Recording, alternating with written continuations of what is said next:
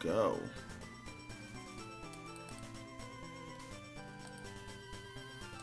So we left off here.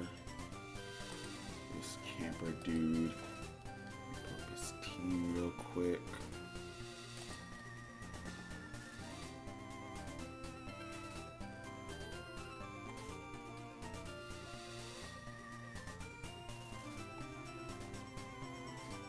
Alright, so here's Ampom, Mr. Mime, Berserker, Voltund, and Granbull.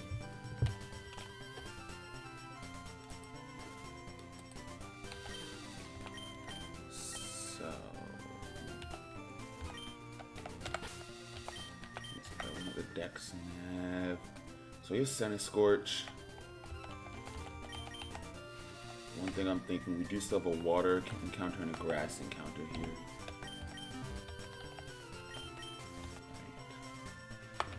Right. A water encounter and a grass encounter available here. And from those we could potentially get... Oops. Oh, and we also still have Juvie and our PC available too. But looking at this, let's see, Sunkern, Cherubi. Oh no, we don't have our grass encounter because we got Sizzlepede, right? Yeah. So then we have what, a raid den encounter maybe? Let's see. But we already get this raid den.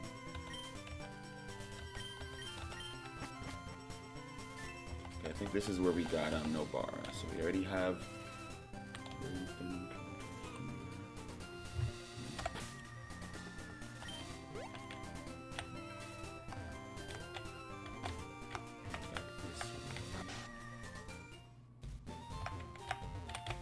If I recall correctly, Centiskorch can OHKO Galarian, Mr. Mime, right?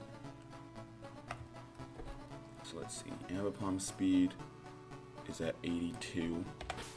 If we look at our fake out user,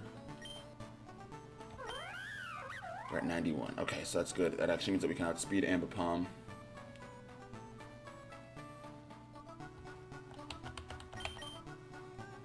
Oh wait, no, it's at if we're at level 28. If we're at level 36, let me just pull up the damage calc so I can see his stats real quick.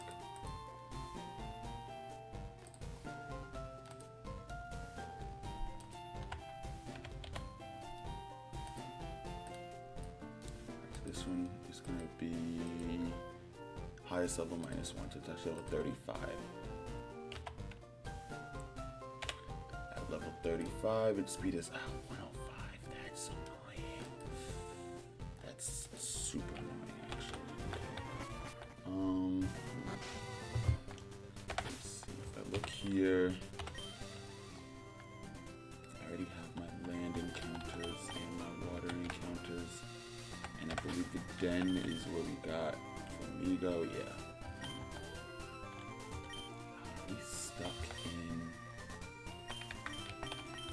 5v4 with mons that we mostly can't really use. The Juvie on our team here.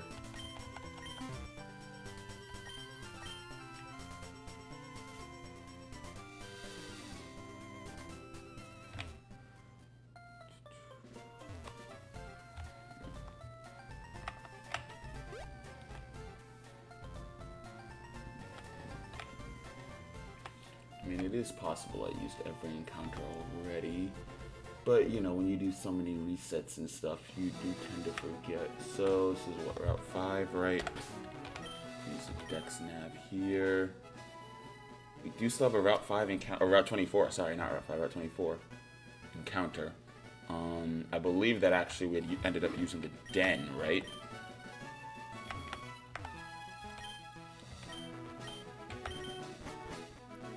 Did I not use this? I don't know.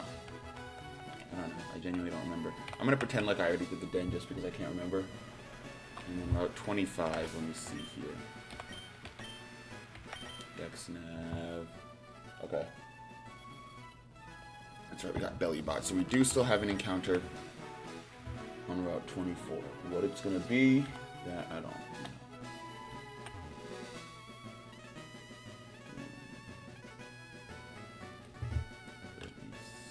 So, looking at our dex nav here. This Morel doesn't count because we know that we already got the Morel earlier in the game.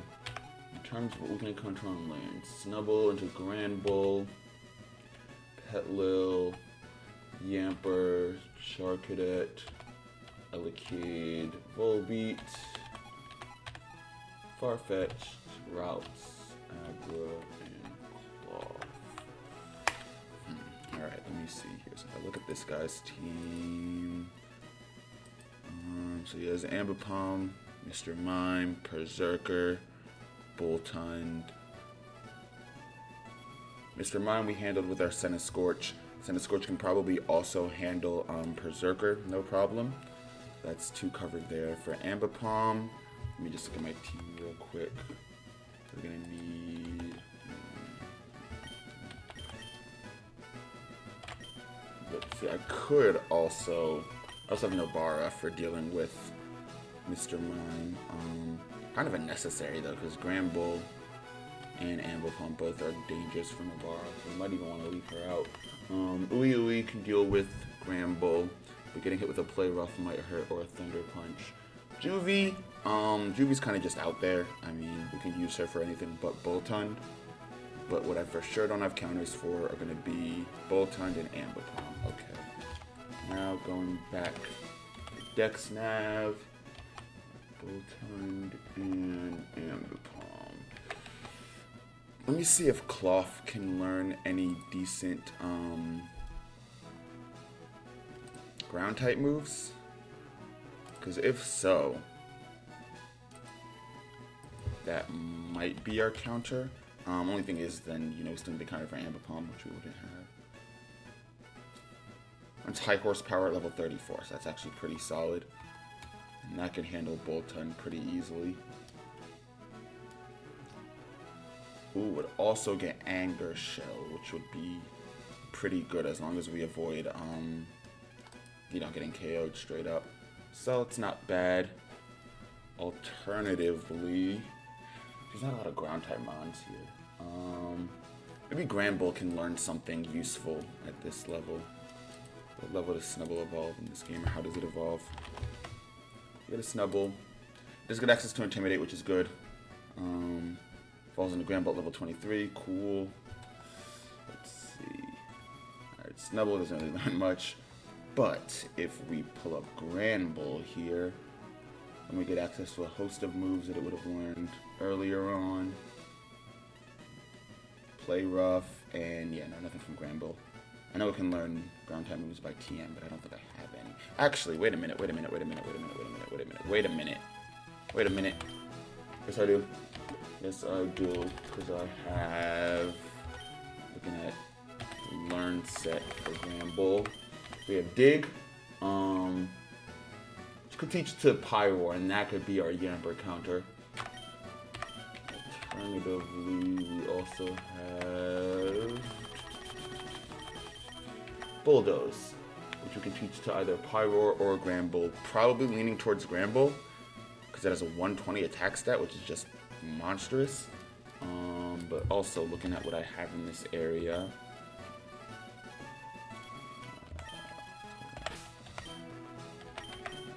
Dex Nav again. Petlil. I don't hate it, but I'm pretty sure that yeah. So there's Ice Fang and Fire Fang on Boltund, so that's something to worry about as well.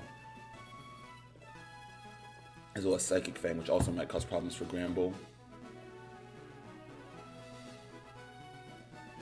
I'm wondering if we did. Hold on.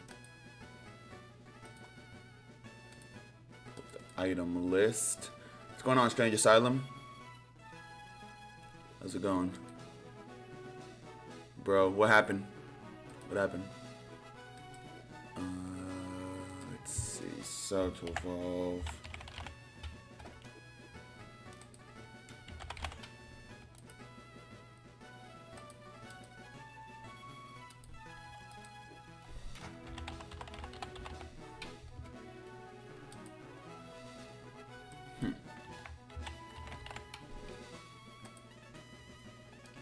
maybe I am getting the evolution method wrong here. Maybe they changed it. Char Cadet. Ah, it's Sunstone and Moonstone in this game for Cerulege and Armorogue. Actually, that might work in our favor then, right? Get Cerulege, strong Ghost and Fire type Pokemon, right? Ghost and Fire type not only resists Stab and Arm Thrust from Ambipom, but can also handle Mr. Mime, Galarian, can handle Berserker, doesn't have any weaknesses against Boltund. And then, while Granbull does have Intimidate, I think we could probably still be okay. I mean, Armorogue has a 125 attack stat. You know, that's pretty monstrous in itself. Get access to Will-O-Wisp at level 16, so we could always go back and relearn that. Flame Wheel, not bad. Lava Plume. We'd also get Flamethrower. In that case, would it be better to get a an Armorogue? If we're gonna have to deal with Flamethrower. We get Armorogue. Now Flamethrower's not until level 40. Okay, what are these learn sets then? We would get Calm Mind and Lava Plume though, which would be pretty good. So I might do that. It's a little bit more defensive too. With a 125 attack stat.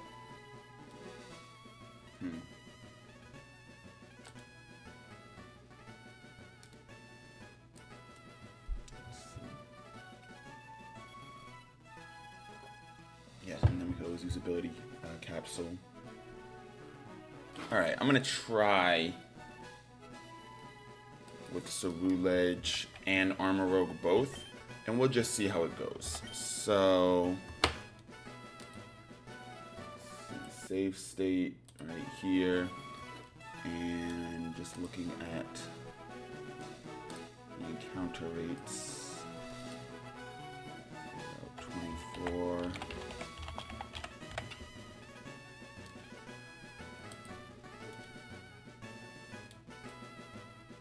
Char Cadet is 10% day or night. Cool. Most likely to get a Snubble or a Petlil. We're going for the Char Cadet. Probably should have turned off Infinite Repel before saving, right? File. Save state right here. Cool.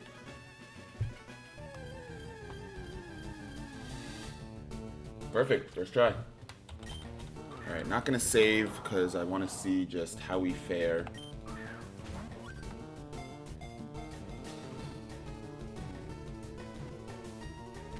There's Char Cadet. I guess first I'll try Cerulege, just because we don't get access to any really solid, I'll try Armorogue because we don't get access to any really solid physical fire moves as Cerulege yet. We'll get Shadow Claw and Shadow Sneak, which both could be good. Other than that, though, Flame Wheel is not awful. And then Flare Blitz at 44. Compared to, getting Lava Plume and Calm Mind. Alright, giving it a name, yes. Oh,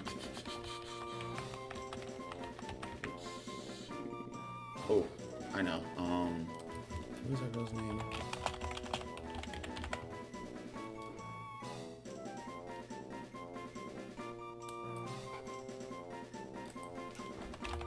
I got the name right here. Yeah, Lisa. Alright, we're gonna go with Lisa, named after the pyrokinetic from Fire Force. Alright, cool. So Char Cadet. Put it up.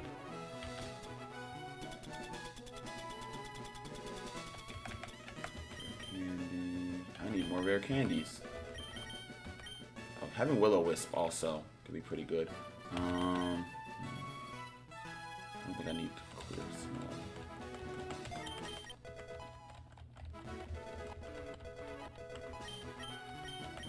Nightshade, maybe. Astonish for now. It's nice guaranteed damage.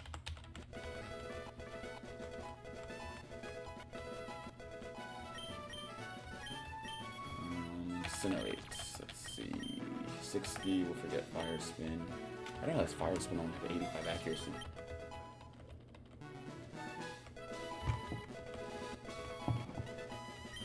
Alright, now. The only thing is it affects all Pokemon in battle.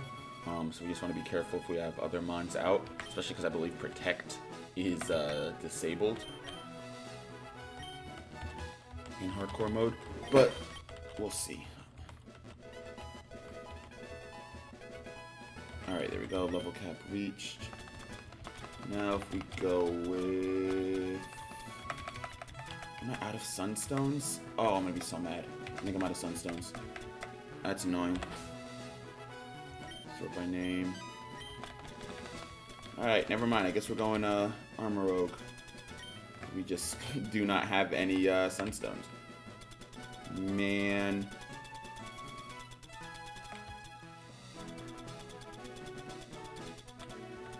Alright, Moonstone it is then.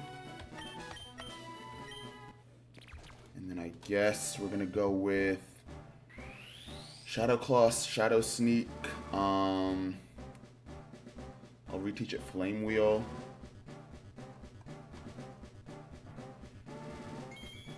And then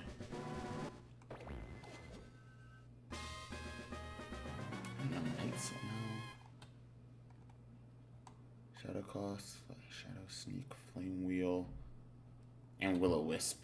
How about that? Yeah. Alright, Shadow Claw, I think in exchange for Nightshade.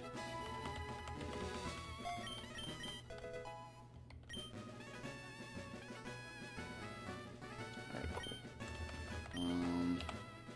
Infinite Repel on.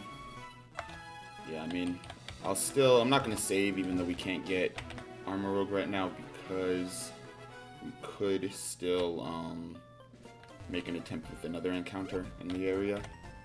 So I'm not going to save and solidify that encounter just yet. What I am going to do, however, remove Tutor. And then what we learn... Oh! Quick Guard. Hold on. Quick Guard will protect us from Fake Out, right?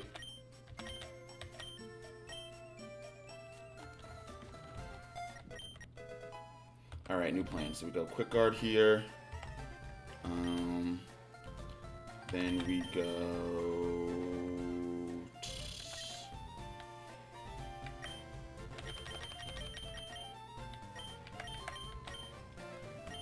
Flame Wheel.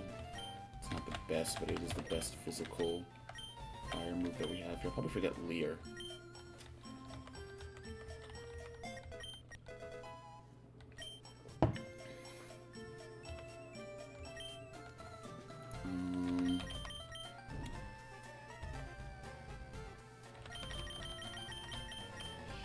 Sneak, but you're not Shadow Sneak.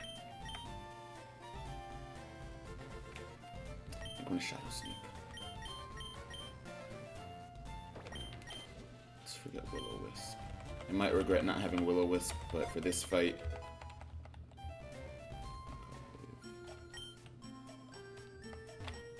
Let's see, though. Alright, last thing is Pokemon Center. Nature change. What nature is it actually? I think I'm gonna go with the speed beneficial nature. But I don't know. Maybe an attacking beneficial nature might be what we need here. So right now we're plus attack, minus speed. 116 attack is gonna do huge damage. So I'm thinking, let me give it a speed beneficial nature, see what that does for us. So if we let's do Jolly. See what mostly I want to see what that does to the attack. So attack is now 106. Speed is only 84. But if we look at how that compares to the rest of the mons on Camper Jeff's team, and a speed of 84. Let me zoom in here too, because my glasses are currently broken, so I'm squinting unless I zoom in. Still would make so really it's the third fastest mon. on the field, not including any of our own. Actually, 84, second fastest. Outspeeds everything but Boltund. It's pretty good. Yeah, it's pretty good. Versus if we do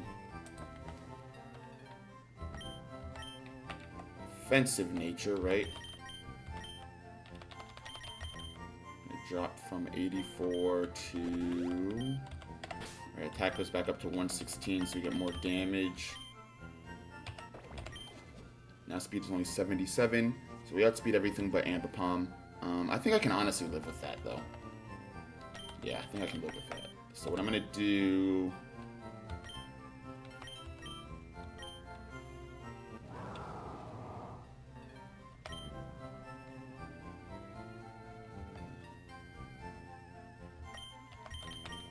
For the item, I think if I have a spell tag, I'm going to go with that.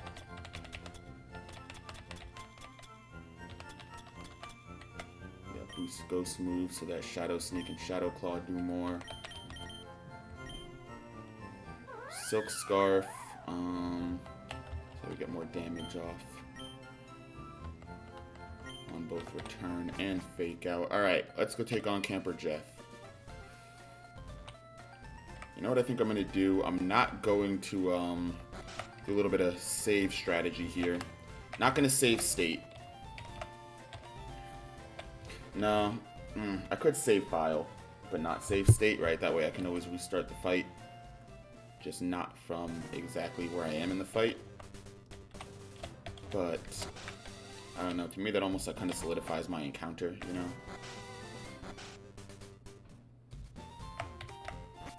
Let's see. We'll see. I'm going to do it without saving because that's what I originally said I was going to do. And we'll just see how it goes. Alright, Infinite Repel disabled. Looking at our team. Jogo, Lisa.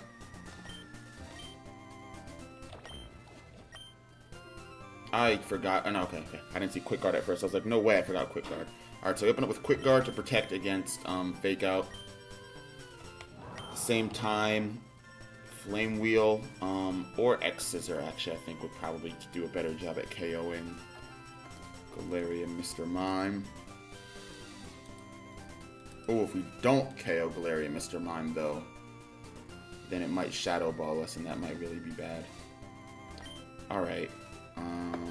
Here, let's pull up our damage calculator and see who on our team has the best chance of KOing this thing. So, if we have it at highest level -1, it's going to be 35. 35. And then on our side, go Senna Scorch. 36.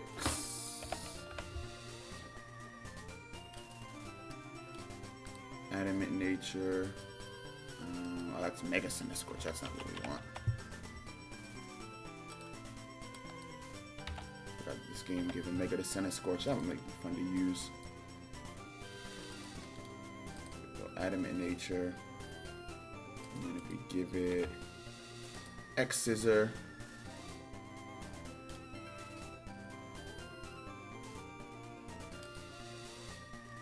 43.8% chance to OHKO. Here, summary. Looking at the item. If we give him Charcoal, though.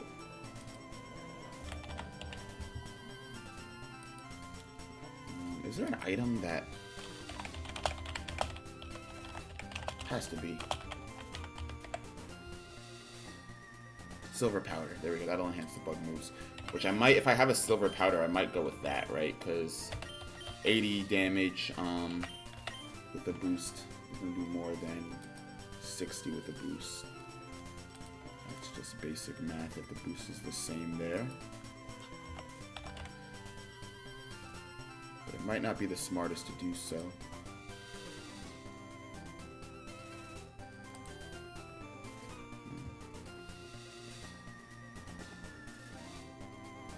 Yeah, seem like it's the smartest to do so.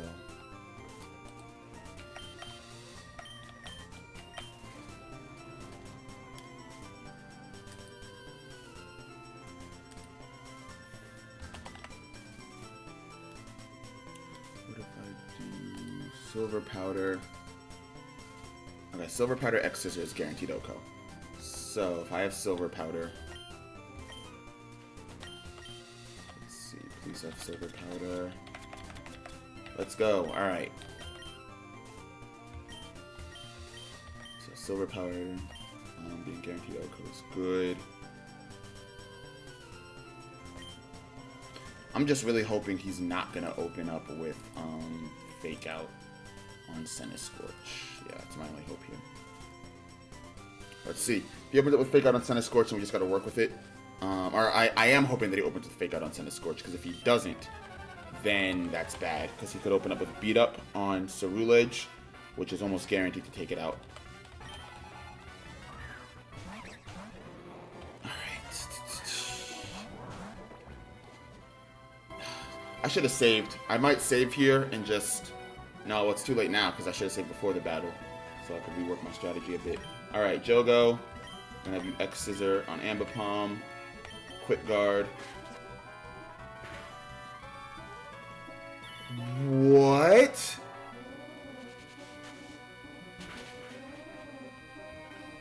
Alright, well this is how I learned that Quick Guard is pretty useless here. That's annoying. I think it's probably going to go with beat up then on yeah, either way, I think Rapid Escape will be okay. Alright, well, that's annoying. I probably should have looked up if Quick Guard would work on Fake Out. I'm just more surprised it doesn't. But he went with the attack on Rapid Escape both turns, which is his fault. I can definitely live with that. It actually puts us in a somewhat favorable spot. Because... Okay. Let me see here. So I have my Fake Out. I'm going to keep this tab open with Senna Scorch. But I'm going to open up a low punny tab for Rapid Escape. Same thing, level 36.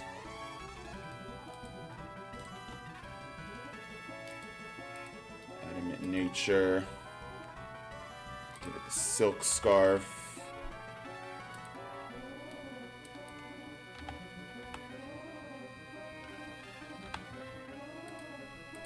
And then give it Fake Out. Do Fake Out in return for now. And then up against, let's see, Ambipom.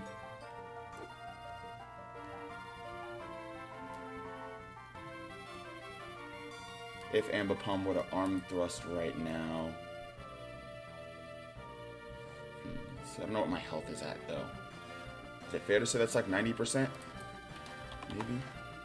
We might even be overshooting it a little bit. If we go with 90% health, arm thrust has about a 60% chance to 2-hit KO, 59.4 to be exact. I'll go to Boltund, however.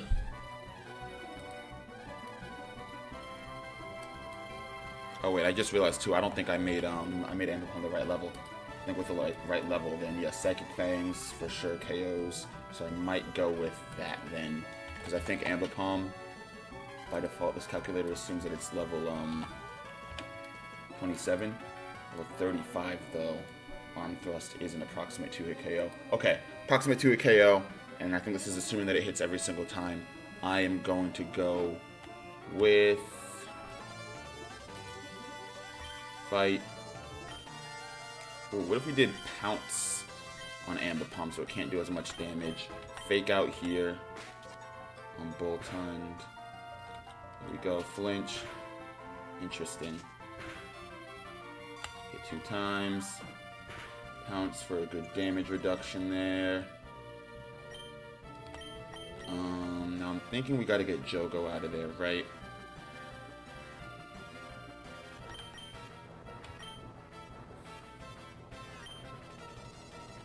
thinking Nobara comes in.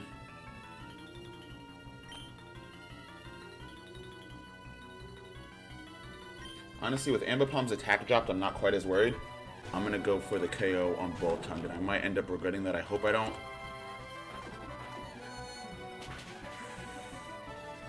I forgot it had Psychic Fangs. Alright, if we win this, then we are, unfortunately, sacking. Oh man, I really don't want to have to do that.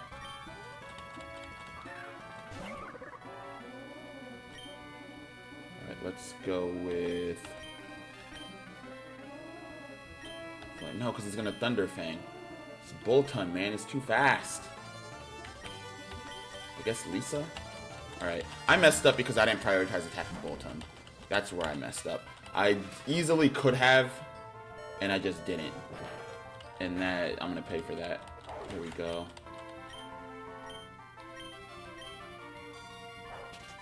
Yeah, Arm Thrust. Do a lot more than we would like here. Of course, he got 3 hits to solidify the KO on Nobara. Alright, I do want to try this again. Oh, Juvie wasn't max level. Shoot.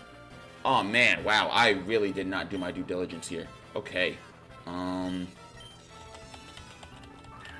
I'm going to try this again with not Senna Scorch. Well, yeah, Senna Scorch, but with Cerulege.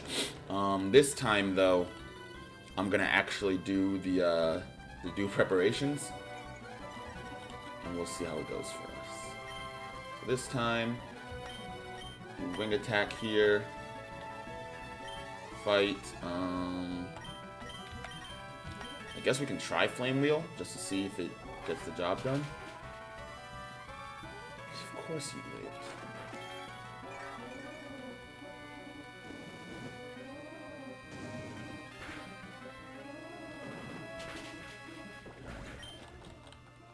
With that, Play Rough is going to pack a punch though. Yeah. Alright, so now we know Granbull lives wind attack.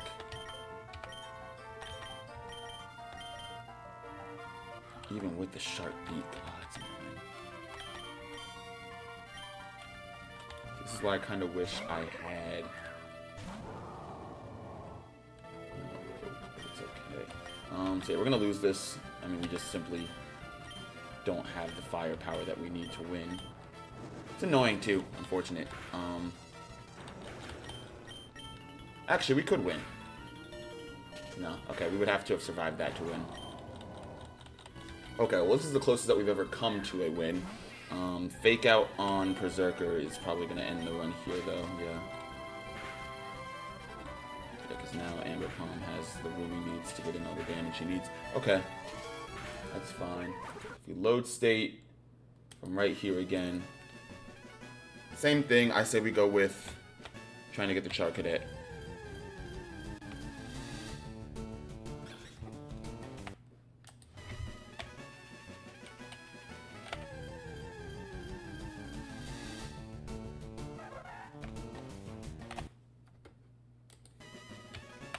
This time, okay. So don't waste our time on, don't waste a move slot on Wide Guard. Because we know that, not Wide Guard, sorry, Quick Guard. You know, Quick Guard does not block, Fake Out. So instead of that, we could go Will-O-Wisp. Oh, okay, what if we did, and then to give a nickname. Well, this is a male one, so Lisa doesn't quite fit. What if I did... I'm going to do Benny for Benny Maru. Keep the Fire Force theme going. I'll probably do actually one name, right? Benny Maru. Alright, there we go.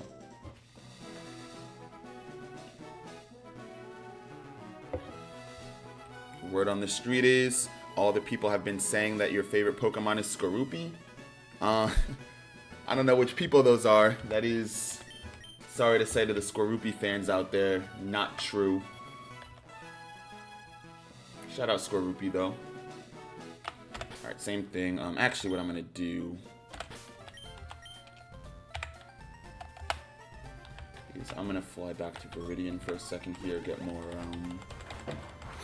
what's it called? Rare candies, right? So that when we team build in the future. those.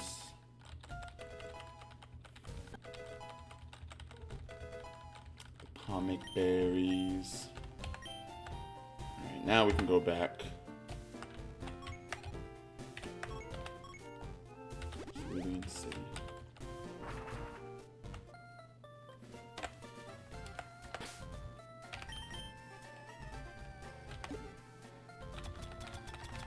Back here. 432 rare candies. Let's get Juvie to level 36, because Juvie is a fast, pretty potent special attacker to have at this point in the game. While we obviously won't see very much use against Lieutenant Surge, I think we can definitely still make decent use of her in this fight. Don't need Nightshade.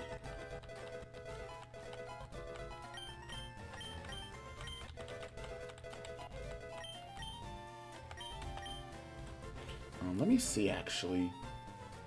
No, I'm gonna keep with I'm gonna go with Cerulean strategy again instead of Armor Rogue, because I do want that immunity.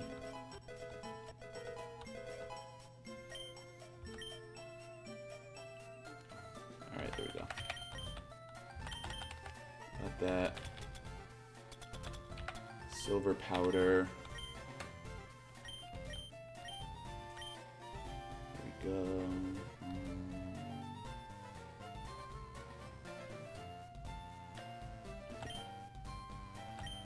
Maybe if I give it a spell tag,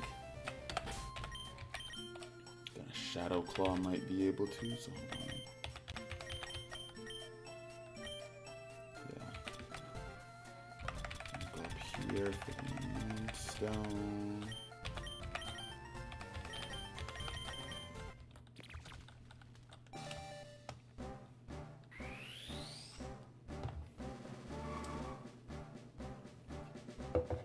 Get some more water in a second here. So let's give this battle one more try.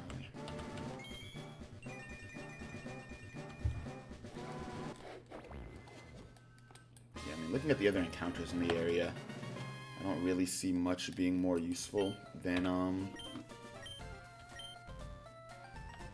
let's forget Astonish, because we're gonna go what, Shadow Claw and Shadow Sneak.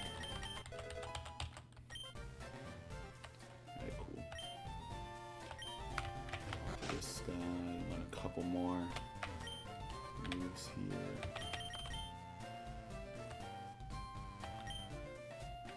Shadow Sneak.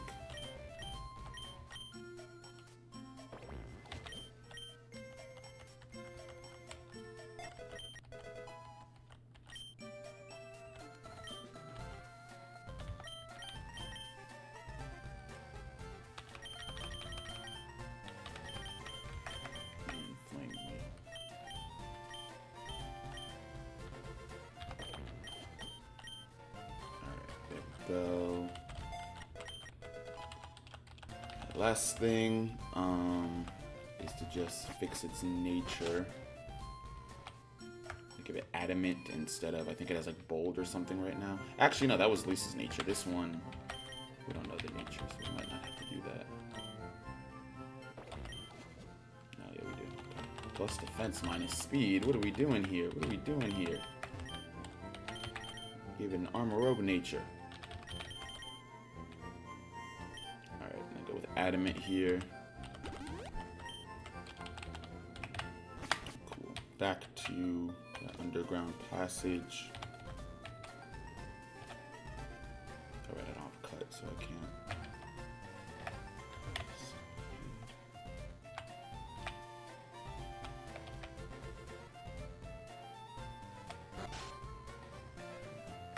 Oh, actually. Oh wait, no, I don't even have to go talk to that guy, because you can always relearn moves from here. Yeah, move relearn. Swing attack's what, 60?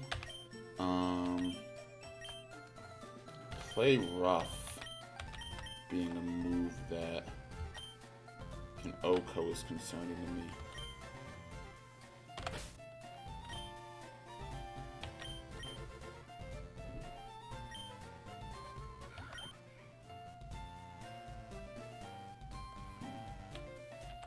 even with the beneficial nature. It's like we would pretty much need a crit there.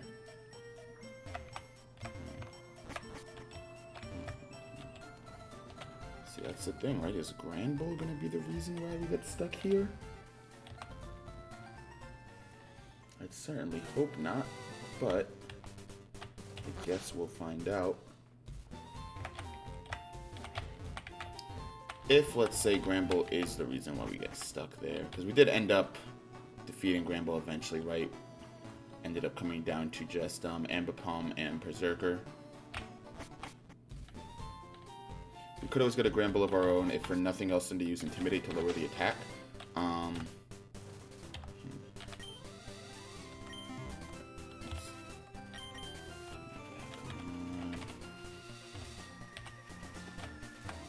Otherwise, our options would be Farfetch'd, maybe, or Routes or Abra to deal with Granbull, because the Granbull is part fighting type.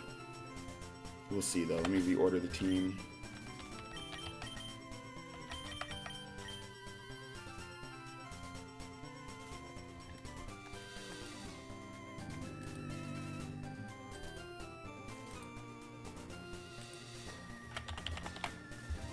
Get a Cerulege here, level 36. Give it Adamant Nature. Give it Spell Tag. Give it Shadow Claw. And put it up against Galarian Mr. Mime. The same one that Camper Jeff uses at 100% health. Cool. Shadow Claw guaranteed OHKO. Perfect. Perfect.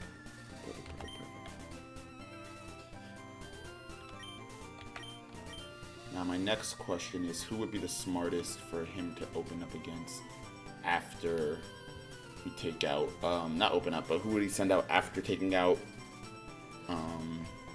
Mr. Mime? I think probably would be either Boltund or Granbull. Right, with 2 fire types on the field, no shot he sends out Berserker. I think he did what Boltund last time, and honestly, I'm fine with that. Yeah, let's go with that, because Boltund doesn't have anything super effective against us here. Neither does Granbull, for that matter. You know what? I'm okay with where we're at right now. I think I'm gonna just go like this and see how it goes. Yeah, we'll just go like this and see how it goes.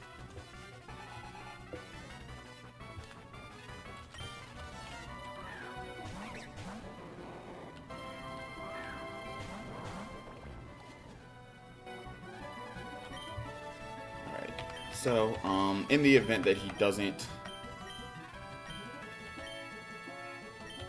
fake out, I mean, he was going to, right? A pounce wouldn't have hurt.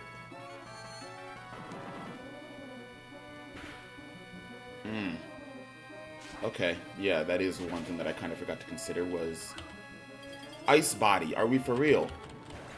One thing, yeah, I forgot to consider was, am I even faster than, Okay, Mr. Mime is at 73. Maybe I should do... Let me look at the nature change here. Hold on. If I did, instead of Adamant Nature, if we went with, like, Jolly. Still guaranteed OHKO on the Shadow Claw. Okay. Should have gone Jolly Nature, then. Let's see. Let's go Pounce. Let's go Shadow Claw again.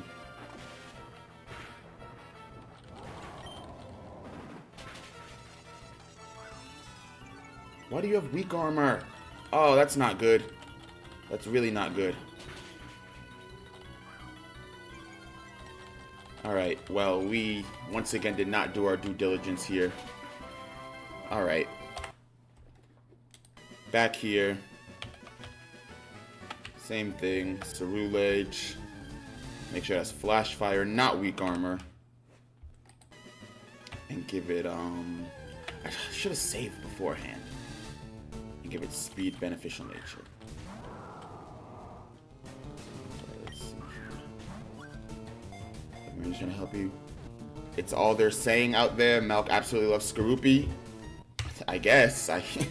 I'm not really sure what you want me to do with that information, but yeah, sure. I mean, I have nothing against Skorupi. All right, give a nickname.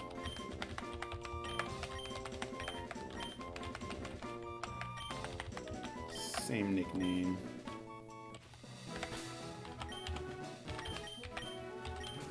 Pell back on. And I'm gonna check right now what ability we got. Weak armor. Alright, we have ability pills, so we can always flash fire. That's fine. Because y'all just saw exactly why we don't want weak armor on our Cerulege. Okay, you know what? No, I'm not gonna save. I'm not gonna save. I'm not gonna save. I know there's just too big of a risk in me locking in that encounter. I'm not gonna save. What I am gonna do.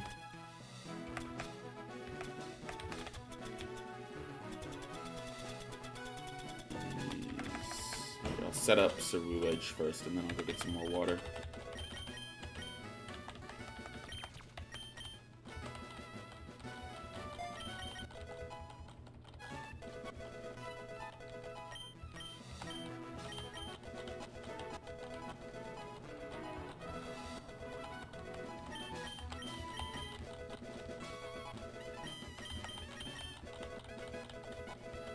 Alright, level cap.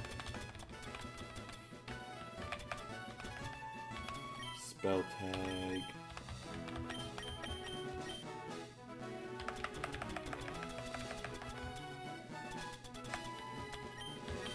Stone. Alright, well, Benny Maru's evolving. I'm gonna go grab some more water. Be back in a minute.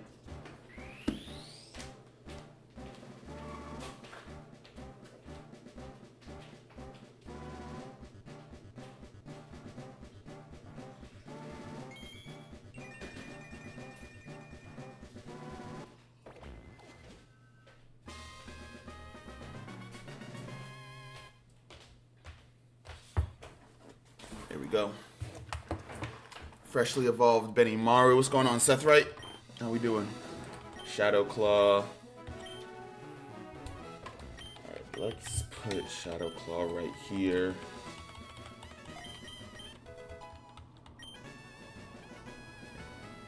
One of the coolest and also most frustrating parts about this Nuzlocke run that I've been doing is that I essentially have like a brand new team for every boss fight, which on one hand, yeah, it does add that extra aspect of, you know, think on your toes, figure stuff out. On the other hand, it's like, rebuilding each time. Okay, so we're gonna go Jolly for the nature this time to guarantee that we, actually, is it a guarantee? Hold on. So Jolly nature here, speed is now 84. If we look at Glaring Mr. Mime, speed is 93. Alright, so I'm just not gonna outspeed this thing. Shoot.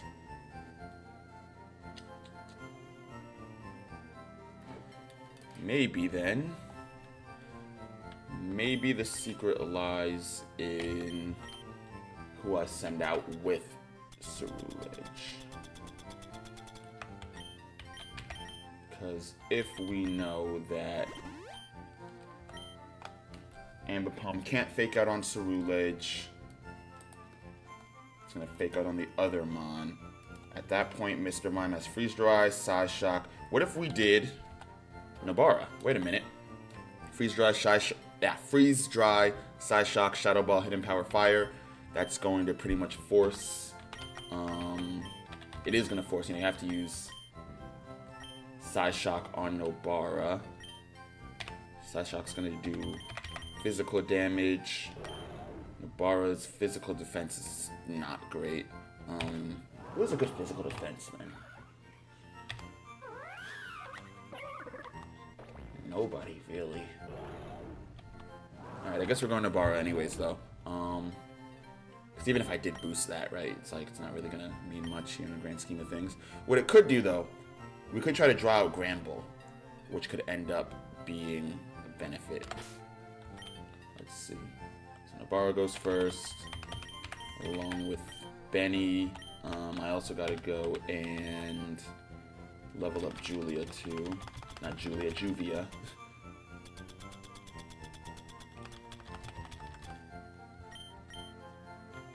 I gotta get more rare candies. Alright, there we go. Now we go back and challenge Camper Jeff. What's going on, Phyllis? Music, Pokemon? Yes, sir. We could have named Centiskorch and Albedo. That might have been a little bit more fitting with all the legs looking like, you know, the projection sorcery. Or because of the what's it called, the mustache, the fire mustache as well. So we could have done that. But hey, who cares about the Zenins? I don't like any of them. None of them.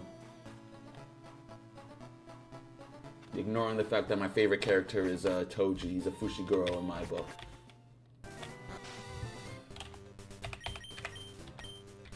Alright, is this on?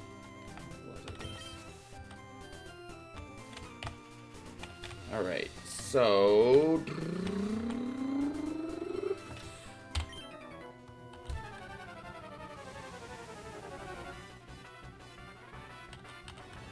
I think, yeah, so he opens up Fake Out against Nobara, Side Shock against Nobara. Nobara does not move, but we do get rid of, yeah, if I go Flame Burst, just, you know, see what happens.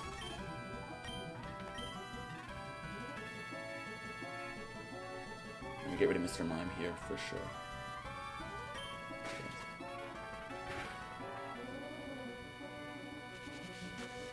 Never mind, okay. You know, it's kind of okay, though.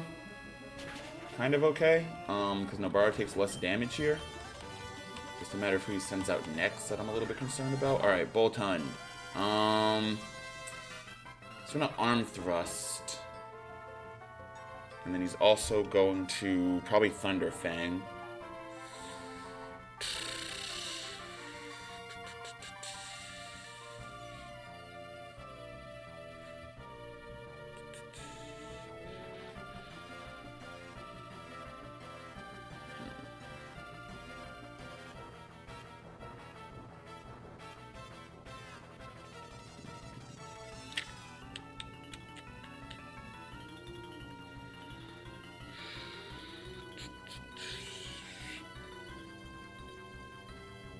Either Arm Thrust and Thunder Fang, or he could go Beat Up.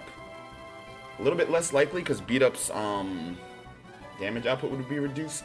What if I could bet on him not going Psychic Fang and get a switch out into here. No, here's what I'll do.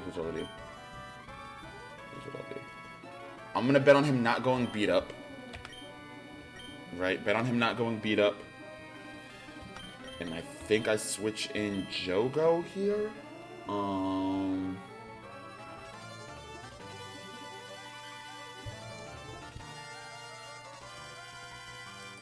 here. Because I'm pretty sure that we also beat Ambipom. Or not Ambipom. I think we could also Oko Boltund with Shadow Claw. Let me see. Yeah, so we could still Oko Boltund with Shadow Claw. I am going to, yeah. So what do we say? Switch into Centiskorch to try and tank a Thunder Fang.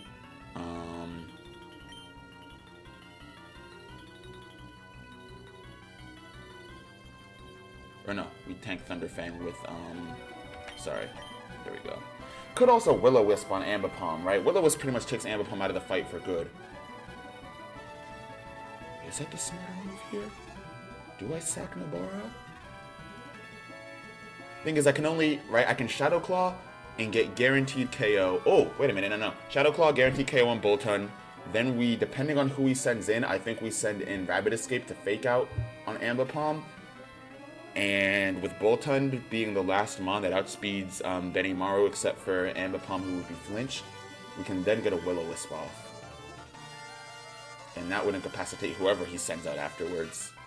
Okay, yeah, I think that's the play. So, solidified Pokemon, right? Jogo. It would be Juvie, but I just don't have a safe switch in right now. That's right, yeah, because if we get rid of Boltund, then we have a lot more safe switch-ins in Juvie as well. Bitterblade, no. Cerulege does not learn Bitterblade until like level 44, which is above our level cap for right now. All right, so the paralysis is actually pretty annoying, and of course he gets 4 hits off, but being able to take out Boltund here. Ooh! Okay, you know what? That's okay. That is actually kind of okay. My guess is that he was probably going to use Boltund to try to take out Benimaru. But he won't have... I forgot to put Shadow Sneak. Oh my goodness, I forgot to put Shadow Sneak. There's a very real chance I lose because I forgot to put on Shadow Sneak. That pains me. Oh, I'm so mad. What's my opinion on Higuruma? Higuruma's a cool character. Really, really cool character. I like him a lot. Yeah. I mean, for starters, it's pretty cool how he didn't know anything about, you know, cursed spirits or anything like that, or cursed energy, before awakening his technique. Instantly rose to grade 1 level in a very, very short amount of time. His technique is pretty cool, too. As well, obviously, everybody loves his domain. Yeah, I like Higuruma. Let's see. Is this Radical Red? No. This is Emerald Classic. Shoot. Okay. If he doesn't go beat up on Benimaru, we keep Benimaru. Words can't explain how mad I am right now that I forgot to fix Benimaru's moveset. Oh, I'm so angry right now. I'm so angry.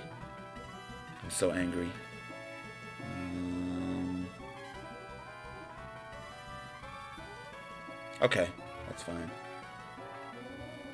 Malk, you a gatekeeper? Am I a gatekeeper?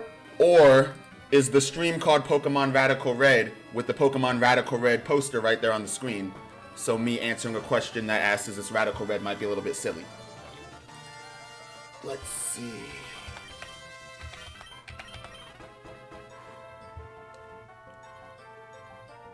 Not a gatekeeper, I'm a reading advocate. There's a difference. Alright, let's go in that case.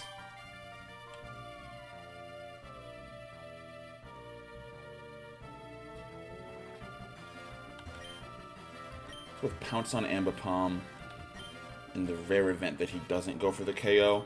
And I'm almost positive I can survive anything from Boltund, with the exception of... Maybe here's where we bring out Rabbit Escape, actually. Because I think odds are, right, if he goes for Beat Up, it would be on Cerulege, which we can survive. If he goes for Thunder Fan, we also can survive that, right? And this is going to be a Beat Up, which we definitely survive. Cool. Yeah, that's fine.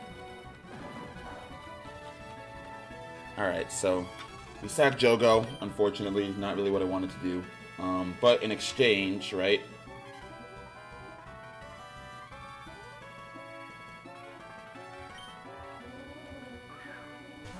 Here now. Method to the madness, I promise.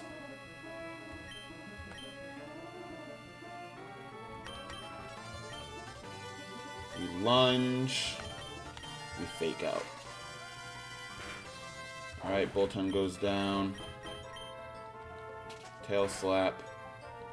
I just need him to, like, stop hitting so many of his multi-hit moves. Oh my goodness. Okay. Wow. Wow. Wow. No, you're actually so good.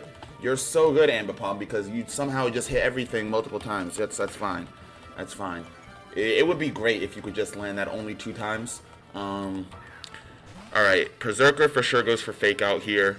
Not only does it go for Fake Out, but I'm pretty sure it goes for Fake Out on Uwe Uwe to get the KO. Question is that what I want?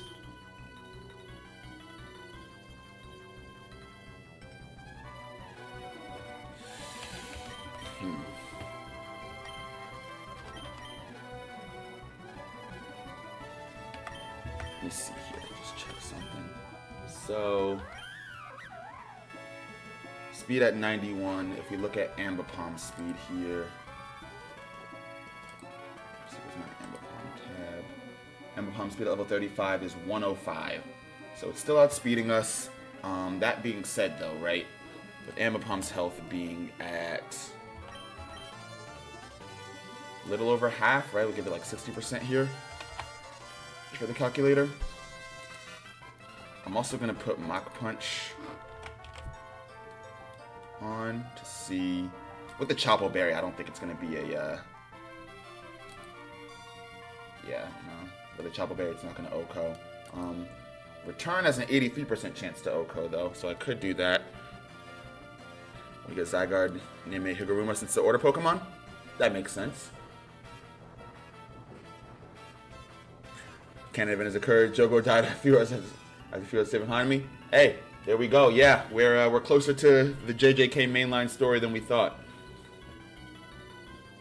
Oh, or okay. There's two things that he could possibly do here. He could fake out to get a guaranteed KO on Ui Ui, and then knowing that he's going to outspeed Rapid Escape, he goes for Arm Thrust, attempting to KO it. Or he can fake out Rapid Escape to keep it from moving, knowing that Ambipom can get a guaranteed KO on Ui Ui, and then Rapid Escape can't move.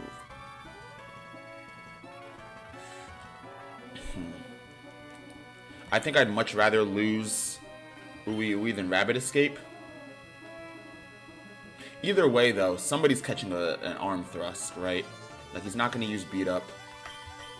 Alright, I say we go... I'm going to bet that he was going for Rapid Escape. The reason why is because... yeah. And then if we go Benimaru here, right? Then we survive all the Arm Thrusts and Fake Outs. Perfect. Shoot. Alright. Would have been nice if he had gone for the Arm Thrust, but I guess that also makes sense. So now we go back here into Fake Out. I should have sent out Nobara, actually. What was I doing? Oh, I wasn't thinking. Yeah, Nobara would have for sure been a KO there. But we Fake Out. Yeah, I'm really mad that I didn't give myself, like, any of the moves that I need to be successful here. Maybe I Leer.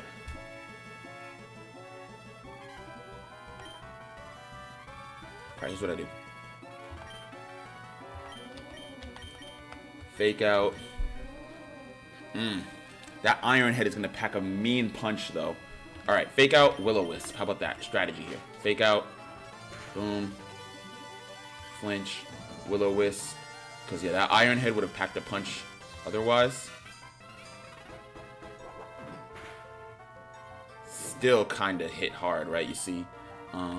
Now we go Mach Punch, and I think this should be a KO. Right? Send in Juvie here.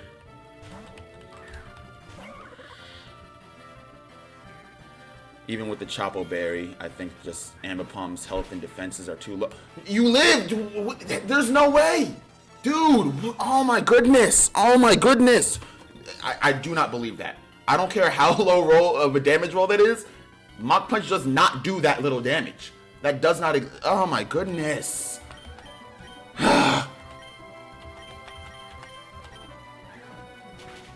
Thank you. That is ridiculous. Mind you, ugh, okay. Alright, Scald, please do something. And it dies to burn here anyways. Alright. It's now a 2v1. With his last mon being Gramble. He's gonna for sure play rough. That's a given. So... I'm going to switch into probably Benimaru so I can survive Brick Break.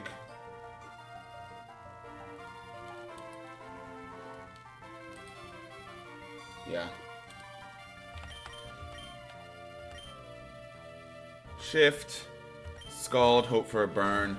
I'm willing to sack Juvie. I would rather not sack Benny if I don't have to. But if I can get a burn here, that would be pretty huge also. Phenomenal. Thank you, Juvie. I take back what I said about being willing to sack Juvie. Hey, let's act like I didn't say that. Juvie has been a huge help. Juvie the GOAT. Juvie the GOAT. Undisputed. Juvie the GOAT. And he doesn't have any priority moves? Yeah, that's GG's. That is GG's. Alright, there we go. There we go. Can't believe it's taking this much time to get rid of a monkey with 2 tails, so this is how Frieza feels. Low key, right? Because the only reason it was still on the field was because in my head, I'm like, oh yeah, this will be easy. You know, I'm like, Ambipom, you know, its biggest threat is Fake Out, and I'm thinking between Beat Up, Arm Thrust, and Tail Slap, yes, those are all multi-hit moves, but they have very low base power. What I did forget to account for is that with Ambipom's ability Technician, all of their base power gets multiplied by 1.5. Alright, only sacks for Uwe, Uwe, and Jogo. Honestly, not bad. I think what I'm going to do is, I think I'm going to save here. Yeah, let's save state. I'm actually going to save state right here.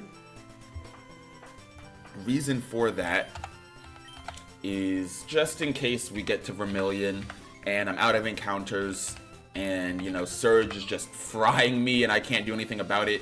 I would like to have the option of going back. But I'll think of a point of no return, right? I'll think of a point where I say, you know what, I'm not even going to have to go back to this. But for now, I'll have that option. Shout out Juvia. I literally, right, I brought Juvia onto the team because I remembered at the last minute that I never used her against Misty so that she was still in the PC and therefore usable. But shout out Juvia for actually kind of being goated. A fast special attacker is always something that I can appreciate. Alright, Jogo and Uwe go down, unfortunately. But with Vermilion now accessible. Uwe's foot and Jogo died. Yeah, you hate to see it, but you know what? This team's been through worse. We can do it. We can do it. And then the next camper, we just have to beat that one camper girl that was by the other guy. But I'm pretty sure that she is not a boss fight, so we won't even have to really worry about her. I don't think her mons will even scale up level-wise. What I do have to do, though, move relearn. What I meant to have, the set that I meant to have on Benimaru was going to be Shadow Ball, or sorry, Shadow Claw, Shadow Sneak, Will-O-Wisp, and then the only decent physical fire type move that Cerulege gets access to, and I use the term decent very generously here, is going to be Flame Wheel. I wanted to get an Armor Rogue, but I was out of Sunstones. I used my last one, evolving Kaine into Whimsicott for the Misty fight. And also, I did want the benefit of Cerulege's Ghost type, making it immune to Fake Out on the field. See, I wanted to go with Flame Wheel. Let's put that on right here. But once we get to Vermilion, I mean, we'll have the fishing area. And I believe Vermilion, we can also get the Good Rod, too. So we'll have more options for fishing. As well as, let me think. SS Anne, I don't think there's any way for us to encounter Pokemon. It's been a while since I've played Kanto, but I don't recall there being any Pokemon encounters. What it might do, though, we'll get the HM for Cut, so we'll be able to explore this area, right? What is this, Route 9? Yeah, Route 9. So explore that area and anything that we can access through there. I think that'll take us to Rock Tunnel.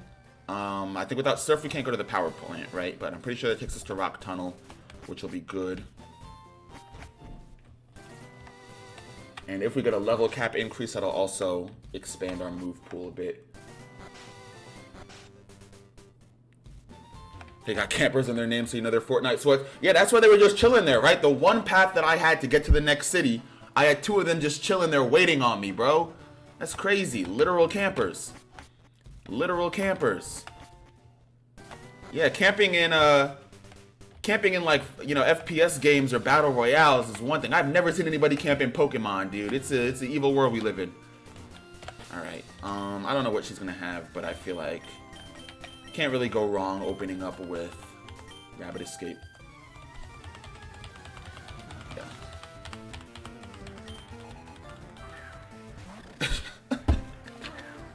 Dude, this is comedy. What did I say? I was like, I don't know what she's gonna have. Can't go wrong opening up with the one Mon that like has nothing to deal with this. But let's see what Thunder Punch can do. Cool. Yeah, a ghost type, like the one weakness actually of Rabbit Escape here.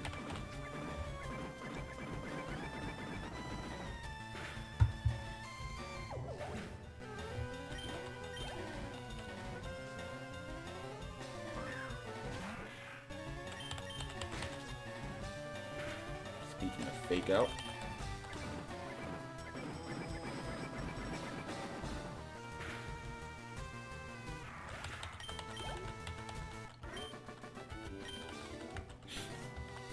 Perfect. Oh, and then now, yeah, we get some items from the care package. So Great Balls, Prism Scales, Roselli Berries, Sheka Berries, Yellow Shards.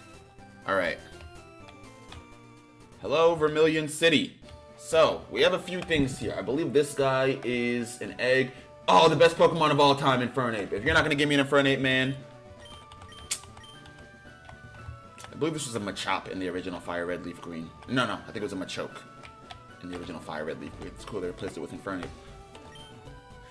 So yeah, we can get an egg. Before I do that, though, I'll look at all my options here. I am going to save state. We officially made it to Vermilion City, man. Talk to whoever I need to talk to get this Good Rod. Pretty sure it's him. Yep. Cool, Good Rod. Looking at fishing and surfing. If we look at Vermilion City, right? Fishing obviously isn't going to be super appealing to us for building our team, because we're going to be going up against Lieutenant Surge, who is an electric type specialist. Yeah, so anything that we can get here is going to be pretty bad news, unless we just need an extra body to, possibly just outspeed and KO something. But I don't really see us getting much use there. Nice to have the option, though, for the future. I'll most likely be looking to the egg for something to replace Juvia. Because off rip, I mean, looking at our team, we can't send Juvia into battle. Bad idea. Really, really bad idea. What we do have, though, right, this is Diglett Tunnel. Or Diglett Cave. Actually, I think I already used my Diglett Cave encounter. Hold on. I think I used it when building a team for Brock. And if so, then I guess we don't have that. No. Okay, well, actually, hold on.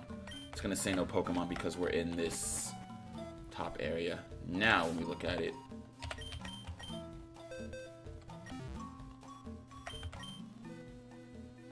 Or not. Okay. No, you know what? I did, because that's where I got Toph from. Yeah, I remember now. And it wasn't Brock. I used Toph for Falkner. Yeah, met in Diglett's Cave. Okay, well, now I know. Unfortunate, because that would have been a great source of replacing it for Juvie. What we do have, though, Route 11. I'm looking at Route 11. Looks like we have a grass encounter. We also have Wishing Den. Alright, Swadloon evolves into Bug and Grass. I forget its name begins with an L. But that will resist Lieutenant Surge, at least electric types. Let me look at Surge's team. Surge opens up with Rotom Frost. So actually a grass type wouldn't be great there. But it's not a very fast mon. If we can get like a fake out in, or even I don't think it has much to deal with if we use like Cerulege to take that out. Cerulege honestly handles half this team. We just have to make it a little bit faster.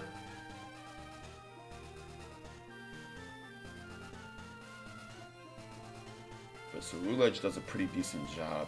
Other than that, he's going to have Hitmonlee, Pawmot, and then a Mega Ampharos. Okay, so Megas are coming in now. Cool. Do I get a Mega? I guess we'll find out eventually. He's also going to set up Electric Terrain, which is not going to be great for us because the electric type moves are going to really pack a punch. If I can get a ground type move, I think that's probably my best bet. Ground type Pokemon, sorry.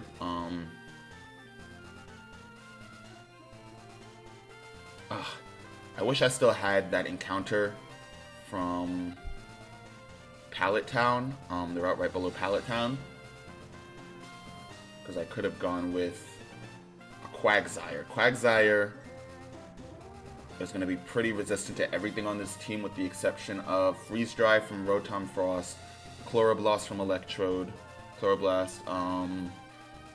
let's see, and then Hidden Power Grass from Mega Ampharos would cause trouble. Everything else would either go neutral, be resisted, or be immune. Okay. What's going on? The fish? I'm doing good. How are you? Yeah, so I could go here. Looking also at potential eggs. Let's see, where's the Wonder Egg documentation? Alright, looking at potential Wonder Eggs as well. We go with the Wonder Egg or a Paldean Egg, right? We could try our luck with a Paldean Egg. Cerulean and Vermilion, they have the same pool of potential Pokemon. So there's a bunch of good mons that I could get here that could be really useful. It's seeming like a bunch of not so useful ones. Alright, if I get an Applin, Grass and Dragon could do me some good. Cosmog could even come out of that, right? Imagine getting like a Solgaleo or a Lunala. That would just be a huge addition to the team. Or, you know, the bad side is I could always get one of the many flying or water type lines that are available in that egg, and then I'm kind of just stuck with it. What am I gonna name Livani? I'm still deciding if I'm gonna get it. Yeah, I don't know. I might try to reset this encounter here and go for something else. I have to see what's available. Do I play Pokemon Scarlet? I've played Pokemon Violet before. So I mean, I guess if your question is, am I currently playing it? No, but I've played every main series Pokemon game, so I'm very familiar with it. Or if I take the Paldean Egg, it seems like the risk of getting something that's weak to electric is way lower, right? Bombardier, Dondozo, Finizen, Flamigo. Other than that, let's see, Squawkabilly, Wiglet. So there's a much, much lower chance from the Paldean Egg of getting something weak to electric types. If I go to the Raid Den here, then what is this, at 11?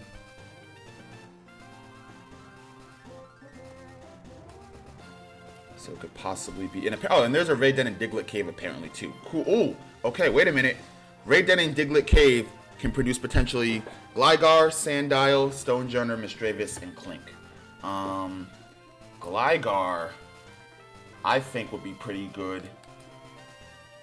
Because unless there's an Ice type move on the field, so that means we have to take out Rotom Frost, Electrode has Hidden Power Ice, and Palmite has Ice Punch. Maybe. Maybe that's just my competitive brain thinking about how annoying Gliscor can be to deal with. Sandile, though. If we use Sandile, Darken Ground, that would make it a pretty decent counter for Alolan Raichu. Although Alolan Raichu does have Surf, which is annoying. It has Surf and it has Focus Sash. Ooh, I don't like that. Not one bit. I'll think about it. I'll see. Stonejourner just has really terrible special attack, which I don't see going over very well for me here because a good amount of his team is special attackers. Misdreavus. If I have Misdreavus and I have a Violite, that might be something that we can work with, but even still not, you know, entirely.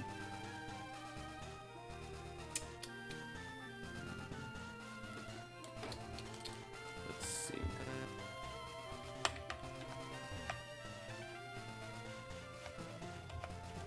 Make sure my power's on. So, go here. Let me just make sure that there's no bosses here. Let's see, mini bosses, optional bosses.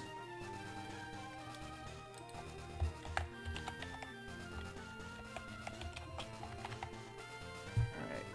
No mini bosses on Route 11. Let me just make sure there's no optional bosses. Alright, cool. No bosses here. Seems like all regular trainers. Ah, well, except for, of course, the most evil gym leader to ever live. Whitney. I will be leaving her alone. Absolutely. Oh, TM Fire Punch. Nice. Nice. I will definitely be making use of that. Oh, and I'm not blocked by them being thirsty. Okay. Oh, because Snorlax is here. Right. Forgot about that. Shoot. Okay. Well, we'll get the Pokeflute when it's time for it. But Snorlax, I feel like, will also make a pretty decent addition to the team.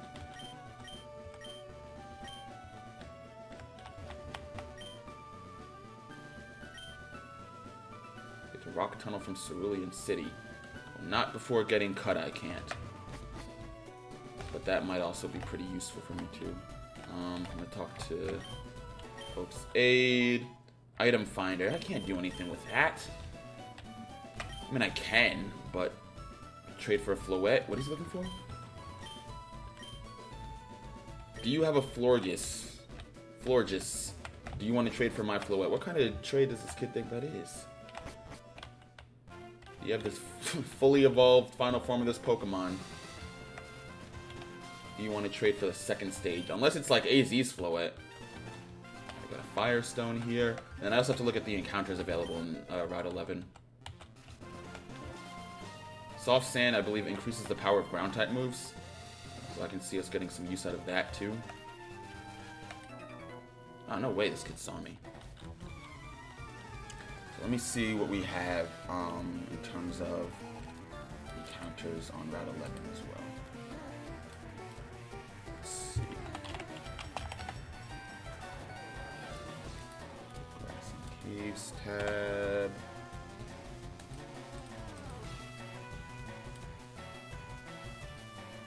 Stuffle, Ducklet. Definitely not the Ducklet. Oh, Baltoy and the Claydol. Again, that could be an interesting one. Have to be worried about the amount of Ice-type moves on the team. Maractus might not be bad.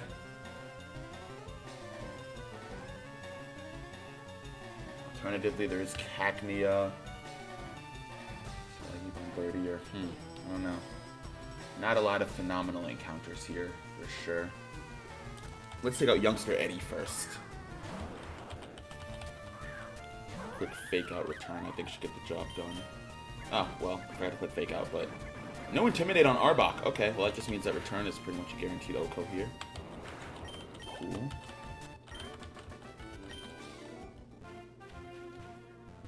Yeah, and then in terms of the egg guy and Vermilion, I think I'm definitely gonna go, okay, so I can't even take a Lieutenant Surge until I get cut anyways, which is good. That's fine, actually. That's more than fine. Because then if we can get to Lavender Town, then we'll also be able to see what's up over there. Pokemon Fan Club. So the SSN is going to be our next endeavor, it seems like, before anything else. Off the top of my head, I know that there's a rival battle there. Can you hear about this Pokemon? What happens if I keep talking to him? I feel like... Bike voucher. Nice. Okay, I knew there was something for us here.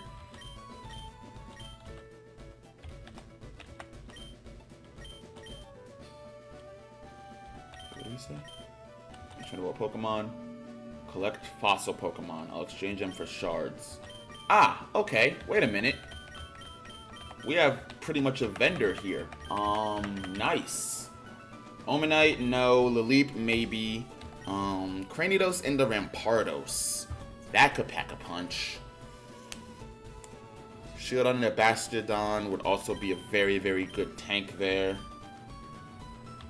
Tyrant and a Tyrantrum, maybe.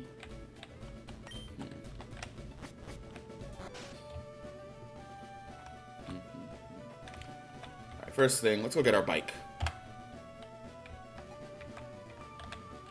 They're blocking us from Cerulean like that. Let's go get our bike.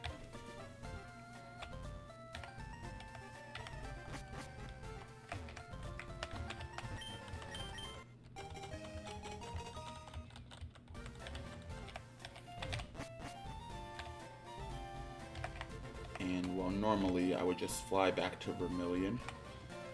We have a bike now, so we can take the scenic route.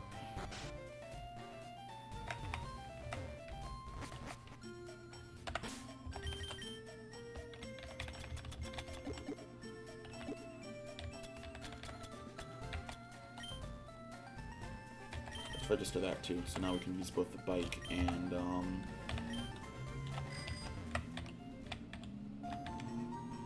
our Pokerider on command.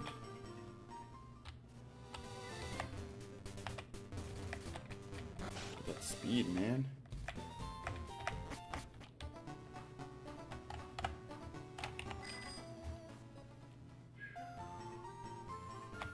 Zoom in now, baby.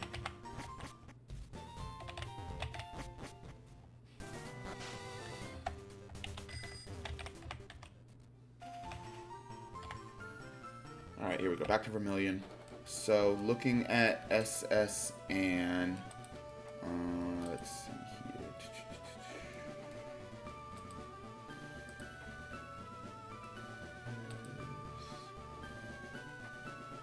Mini bosses, because I believe there was a mini boss there. Yeah. Decent amount. A couple mini bosses here, looks like. So there's Lass Ann and Gentleman Brooks in a double battle. All their mons are going to be the same type as my highest level, so that's annoying. And then we have 2 sailors as well. There's also going to be a boss battle inside the Vermilion Gym.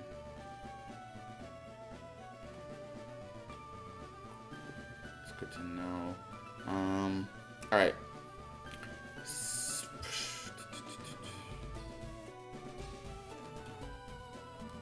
And then if I look at rivals, because I'm almost positive there's a rival battle here too.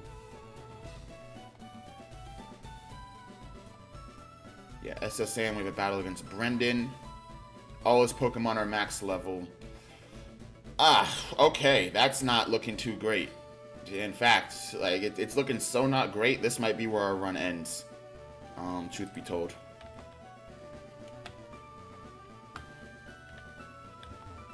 Yeah, Brendan's team is looking pretty powerful, I won't lie. I'm gonna go and save here without collecting, you know, any of the stuff that we need. Like any of the Pokemon. Just because I want to see how it goes for us.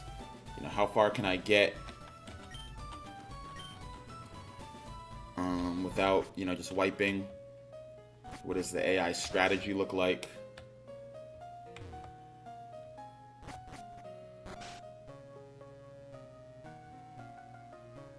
I'm pretty sure you don't get cut until you beat the rival either, which is kind of annoying. Actually, wait a minute. Maybe if I can just go get cut first.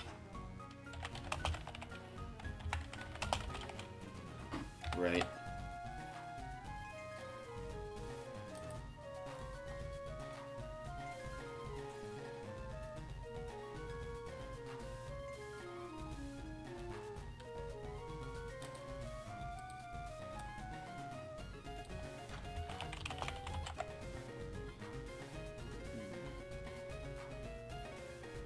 Okay, so we have to defeat our rival. That's right. Yeah, I forgot the exact circumstances. So we gotta beat Brendan before we get cut. Probably not gonna happen, but I guess we'll see how this goes.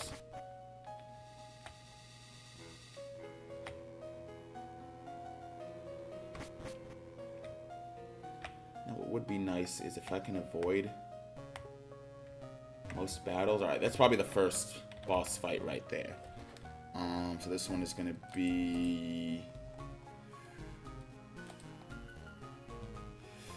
Lass Ann and Gentleman Brooks. He's gonna open up with Simisear, or sorry, with Samurott, and Decidueye. And then there's also gonna be a Simisear, Simisage, and a Wigglytuff. If we fake out, okay. I think we keep same openers then. Right? Yeah. Obviously, I'm gonna have to build a team that's more suited for taking them down. But talking to them right here, I just wish you could force it into a single battle too. That would be much more preferable. But don't always get what we would like, right? The other mons here are gonna be the same as our mons. Forgot to heal Rabbit Escape, but I hope it doesn't do, you know, that much of a difference. The Shadow Claw. I hope I outspeed Decidueye. I guess we'll find out.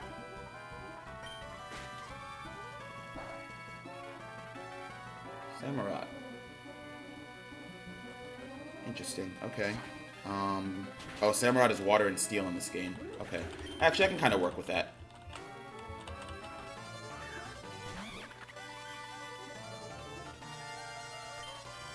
Can I? I think I can. I think I'm gonna switch out so that I can keep Fake out. I don't have a switch is the only thing. Okay. That's where we end up in trouble here. Alright, well I can probably try to Mach Punch maybe Will-O-Wisp, see how this goes. Ah, okay, so they're just Pledge Masters is what they're doing. They're just gonna spam Water Pledge, Grass Pledge. Honestly, I can live with that. If that's all that Samurott and the Elemental Monkeys are gonna do. Oh, you have a Lumberry. Okay. I think point still stands though. I mean, if this is all that he's got, I'm like truthfully not worried. Did a little bit more than I would have liked. Alright, there we go. Mach Punch KOs here. Flame Wheel maybe KOs.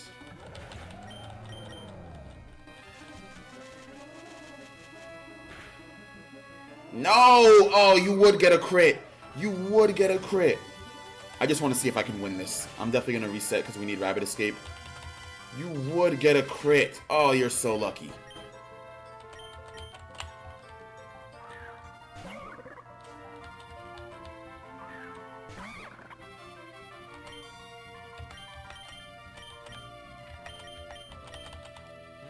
I'm so mad. Because we're going to win this fight, and I'm actually finding out that it's, like, pretty easy. Because he's just going to keep trying to get the pledge moves off.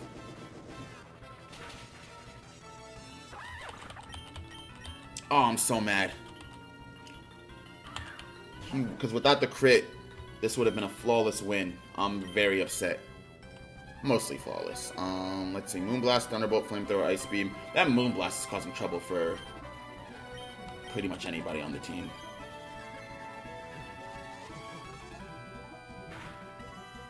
Alright, Juvie goes down. So maybe it wouldn't have been a flawless victory.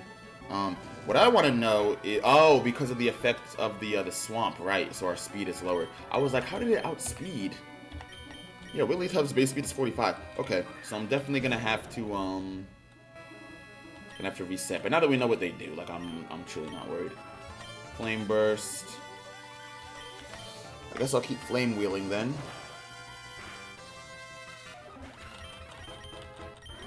Alright, I won that, but we could have won it better. So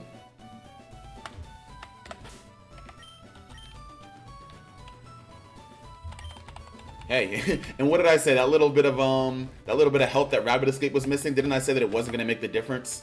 And we got KO'd by a crit. I'm not saying I would have survived it without if I was at full health, but definitely did not help myself by not being at full health. Alright. Either way. Now that we know that Fake Out, Shadow Claw, get the Decidueye out of there ASAP.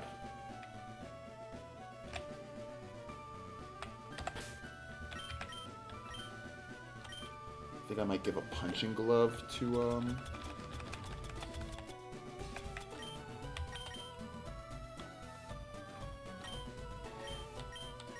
a Punching Glove, or I have this might do more damage or more of a boost.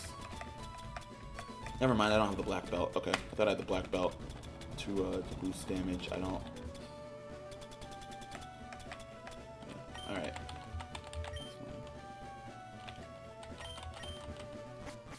Okay, so we go here right away. I'm gonna save. Alright, this battle is very winnable. I had the right openers. Two biggest things were didn't think I was gonna get KO'd by that crit, and then I did somewhat underestimate Wigglytuff. But Wigglytuff is also super weak, right? I think as long as we just save the right mons for the right time with Wigglytuff, we'll be okay. So same thing, Fake Out here, Shadow Claw here. Probably not going to want to waste that turn on the burn because of the Lumberry, which honestly was right in front of me and I should have seen that, but this was just not paying as much attention as I should have been. Alright, Simisage. Now we go Mach Punch. Flame Wheel, question mark? I guess. Still doesn't do the damage that we need it to, but...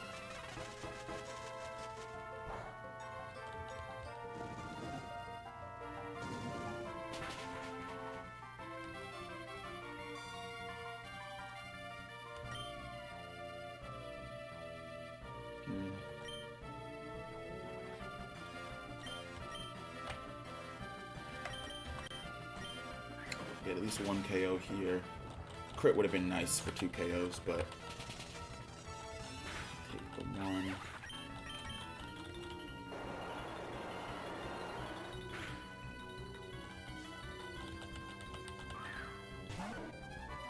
Alright, opening with Wigglytuff. It's gonna Moonblast for sure. I say we switch Nobara and then Shadow Sneak here to take out Samurai so we can't Water Punch or Water Pledge.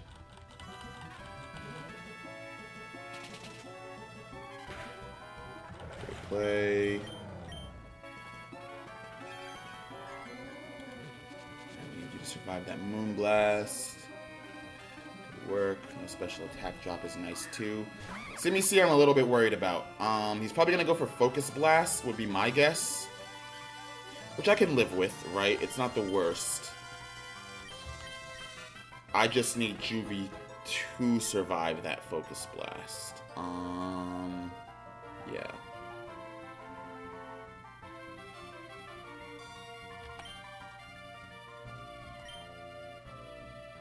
Simisear just really bad defenses. I think I might want to gamble on Shadow Claw here to try to take it out when I switch back into Rabbit Escape. Yeah, Focus Blast. Good guess. He is Choice Scarfed, so that'll be sticking around. Okay. That's also on me for forgetting that Wigglytuff had Thunderbolt.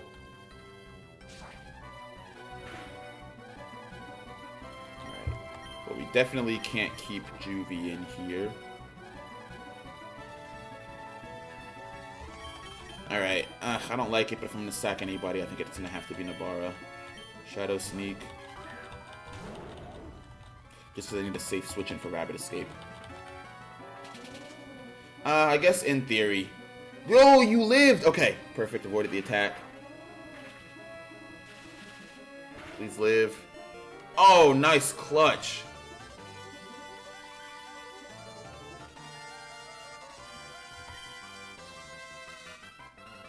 What an impossible situation I'm in.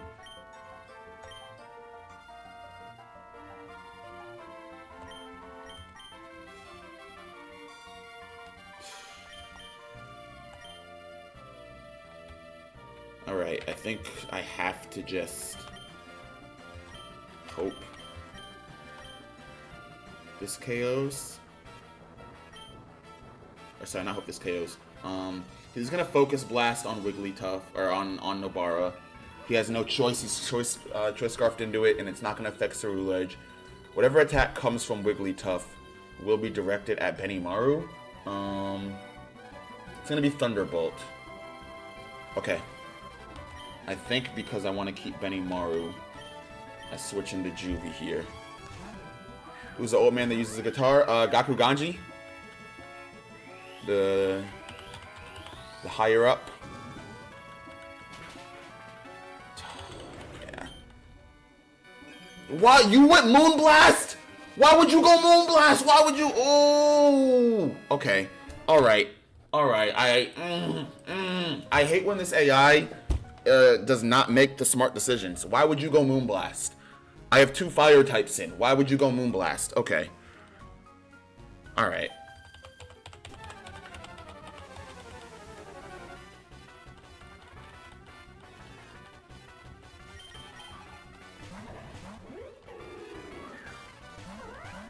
Why would he go Moonblast? Ugh. This fight, it's like literally just those last 2 mons. The beginning of the fight is actually very, very easy. Right, you get free KO on Decidueye here. Go Shadow Claw. Samurai sticking around is like somewhat annoying, but not the end of the world. What I'm mostly annoyed about is how terrible Rabbit Escape's learn set is, dude. We don't get, like, any good fighting type moves yet. Or maybe we do, and maybe that's a mistake. Hold on. Maybe, what if instead maybe I've been limiting myself to Mach Punch and ignoring the fact that I do, in fact, get nothing. I get Jump Kick. If I land a Jump Kick, that might be able to take out, yeah, Jump Kick might be able to take him out. Alternatively, what if return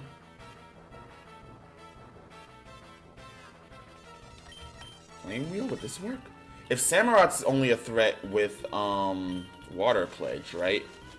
I'm really not worried about the rest of its moves all that much. Maybe we can just take out, yeah, right? Go here. Flame Wheel.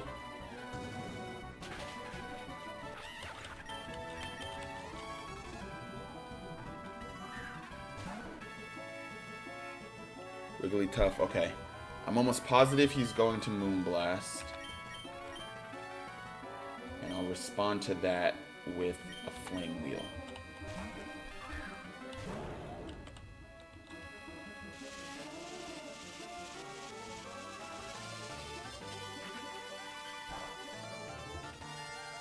Perfect.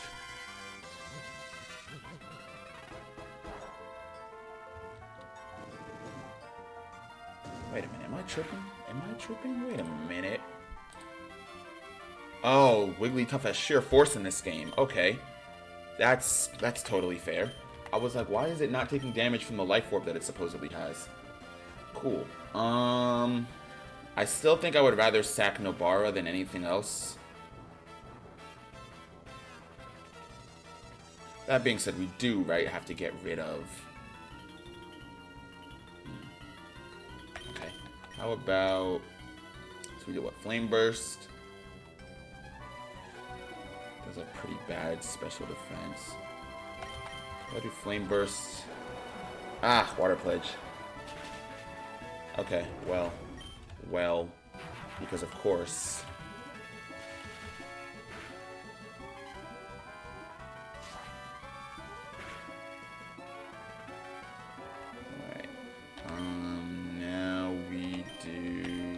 Rabbit Escape. Oh, I know it's Water Steel. I don't have any good moves to deal with that, though. I only have Mach Punch, but I think I'm going to switch it out for Jump Kick. Let me go here. It does outspeed because of the swamp.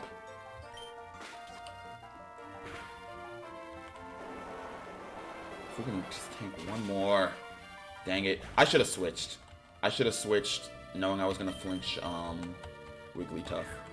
So that's on me. At least now it should be within Mach Punch range. Let's see. No, right, yeah, because I forget that Mach Punch is actually the most useless move on the planet. And that Rabbit Escape, even with the Punching Glove and the Stab Boost, could not KO a Pokemon with Mach Punch to save its life.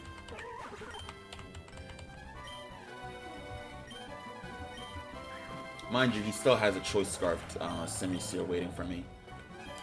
I'm not even going to let this connect. Alright, Rabbit Escape. We're taking Mach Punch off of you because you've done pretty much nothing with it. Instead, Jump Kick. Dizzy Punch is normal, right? Yeah. Doing Jump Kick instead.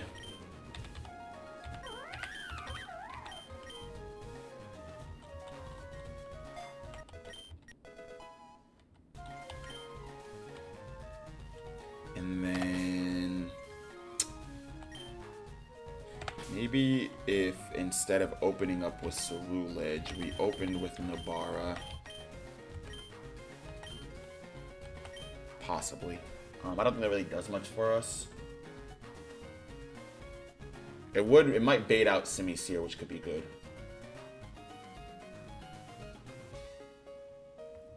Could do that. Let's see. Let's see. Because I need to get rid of Samurott so that we don't have that that swamp effect. having my speed reduced for even, I think it's only like 3 or 4 turns. But he does have some relatively slow, heavy hitters. When I say some, I really just mean Wigglytuff and Samurott. If we fake out, Flame Burst should still be able to take out Decidueye in one hit. Assuming that Nobara has a Charcoal. I actually didn't bother to check Nobara's perfect. Nobara's item. Cool, good start. Same thing, I need you to jump kick. And then Flame Burst should take this. Waiting for the move. Okay. So I guess the pledge moves work almost like an after you type of thing, where it's like if the faster mon uses it, it's automatically waiting for the next, you know, pledge type move. And so if Samurott's already clicked water pledge, that's that. Samurott has water pledge. Okay. I guess I can kind of live with that. Thank you for landing jump kick too. Yo, where are your attack stats? Where are your attack stats? Where are your attack stats? Where are your attack stats? Oh my goodness. Oh my good, this thing can't KO anything. Oh, Rabbit Escape. After all that good that I talked about you too. After all that, I talked so much up about Rabbit Escape being my new starter and stepping up. Oh, you can't KO anything. You can't KO anything. Can please, fully evolved 2. Oh my goodness, useless. Oh, wow, one job. Literally one job. That's it. One job to just KO. Oh my god. Oh.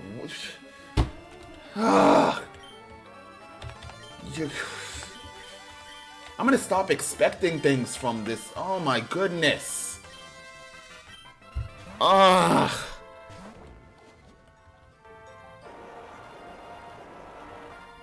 It's a rabbit, not the after all. It's about to get sacked is what it is. Dude, you're like, I spent this entire playthrough trying to say, I'm about to sack Rabbit Escape. Next strategy, because I'm definitely going to have to restart here. Next strategy is going to be centered around sacking Rabbit Escape, because this thing is absolutely useless. I can't do anything with this. Shadow Sneak, take out Samurott. Fake out, at least, you know, incapacitate Wigglytuff.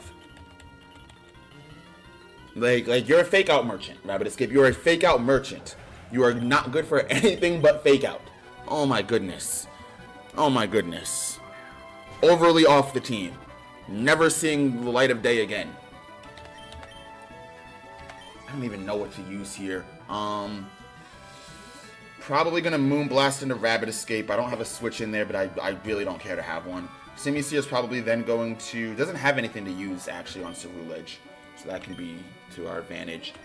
Yeah, I don't have much. I can hope that I outspeed, but I think with the Swamp, I don't. Yeah, you got sacked. Yeah. Boom. Oh well. Womp womp. Thunderbolt.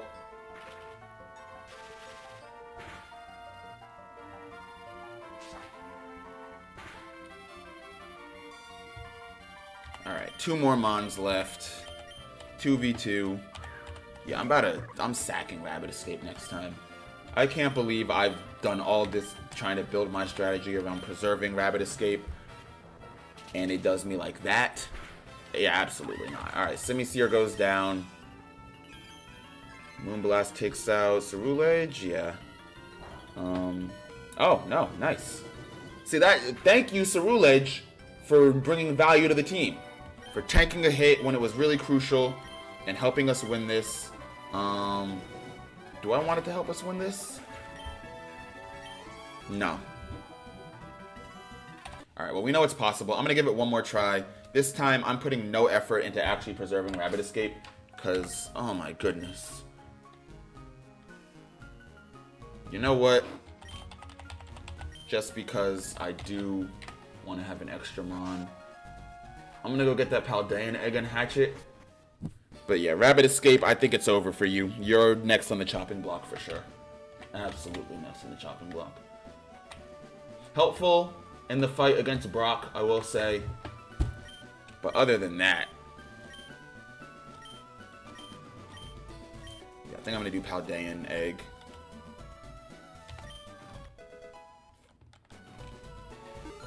Go. This thing will be hatching momentarily.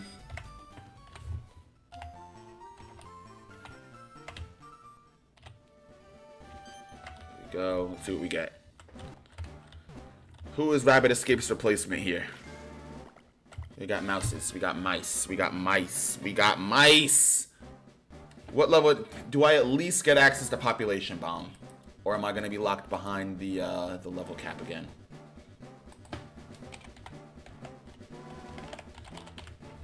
Tandem Mouse evolves at 25, so we can evolve it.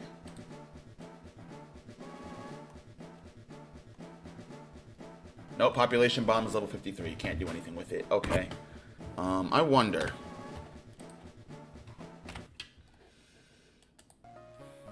Now, I believe, right, if I'm not mistaken, I think egg hatches are predetermined. So I think even though I reset here, I'm pretty sure if I go with the Paldean egg again, I think it's still going to be Tandem Mouse. What I can do is... Actually, I don't know. I don't know if it's predetermined from the time of you acquiring the egg or predetermined from just you know, starting like a new save. I guess we'll find out soon enough. There we go. Ride around a little bit again. Yeah, we'll find out in a second here. If we get Tandem Mouse again, then it's going to be predetermined from the save file. Okay, predetermined from the save file. Good to know. Either that or my game, you know, RNG just really likes Tandem Mouse, but I highly doubt it. Alright, I'm going to check the... And I could do something with Tandem Mouse, but just not, you know, the most ideal at this stage in the game. Right, Mouse Hold without Population Bomb, like, really? I get why you can't get it right now, because Population Bomb is a pretty solid move, pretty broken move, actually. But from our Wonder Egg... Let's see what we have the option of getting.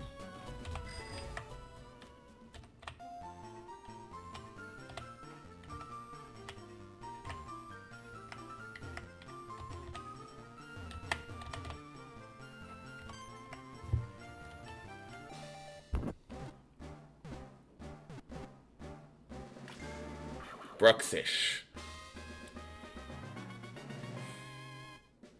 I mean, I can't use it against Lieutenant Surge.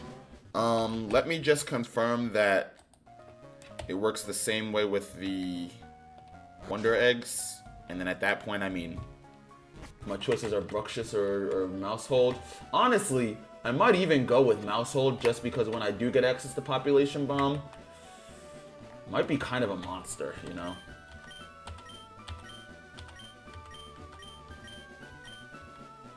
Let's get the Wonder Egg here.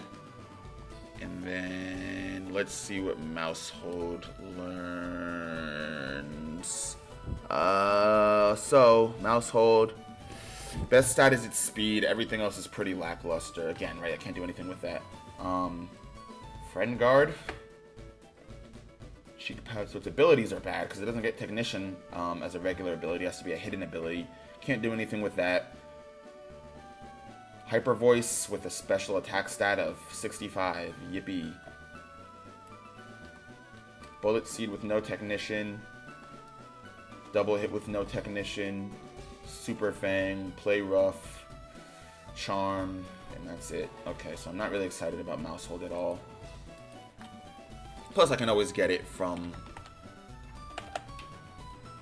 a den, which I might honestly do if I really wanted one.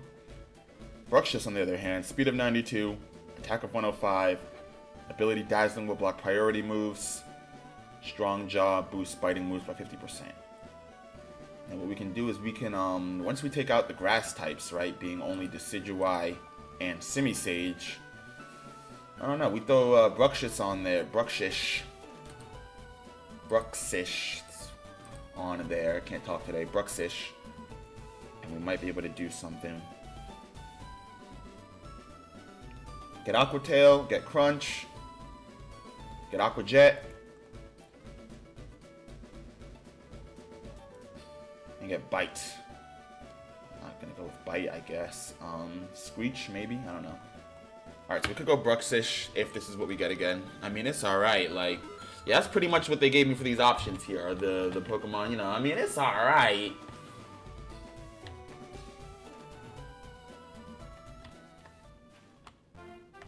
And then alternatively, we do still have our Raid Den in Route 11. Isn't Bruxish Fairy? Psychic. Water and Psychic. Alternatively, we go Leaveney. What I really need, right? I think what would benefit me is if I put a lot of effort into... Okay, let's see. So Bruxish. Yeah, Bruxish. I don't know why that's so hard for me to say.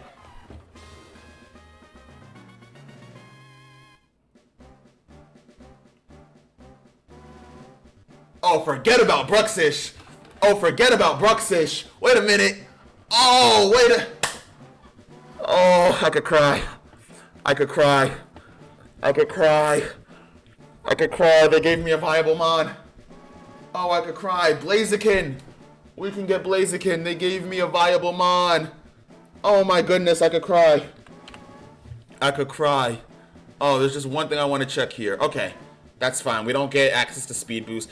Because it's a hidden ability. Actually, I think Speed Boost might even be banned in hardcore mode because it would make it way too easy. Which, again, I can live with, dude. Yeah. Name it Shinra? Absolutely.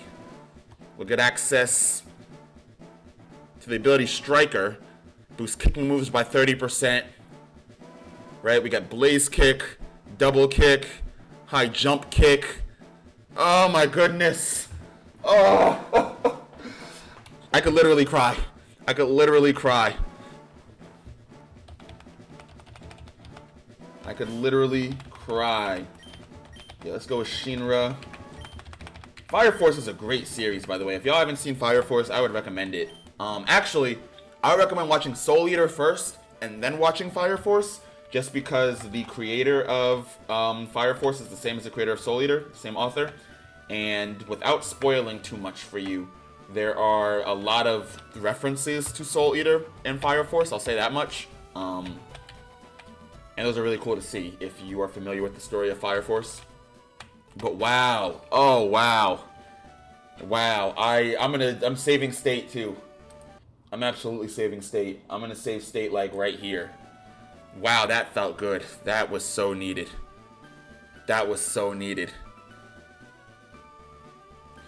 Ever heard of Kaiju? I have heard of Kaiju number 8. I haven't seen it. Should I? Should I add it to the watch list? Right now, what I'm currently watching, almost everything that I'm watching right now are series that I've already finished the manga for. So that's going to be Fire Force, JJK Season 3.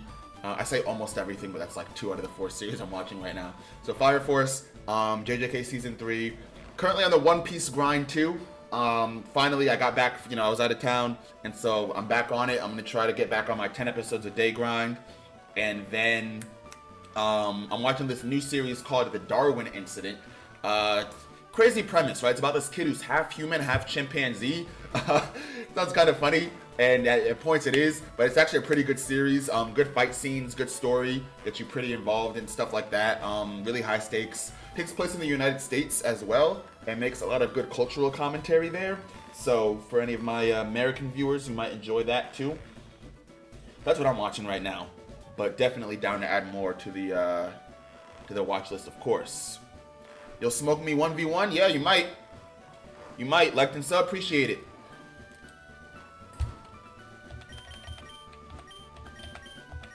Although I doubt it, right?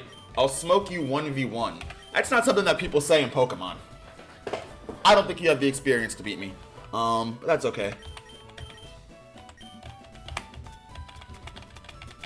That sounds like somebody who does not have my veteran expertise. I'm not even talking about veteran expertise. Just got fried by a Wigglytuff. But what I need to do is go to Vermilion City. Not Vermilion. Viridian City. Reason I need to go to Viridian City to get more rare candies. That's Pallet Town. That's right. Come on, man. Fight back. I guess.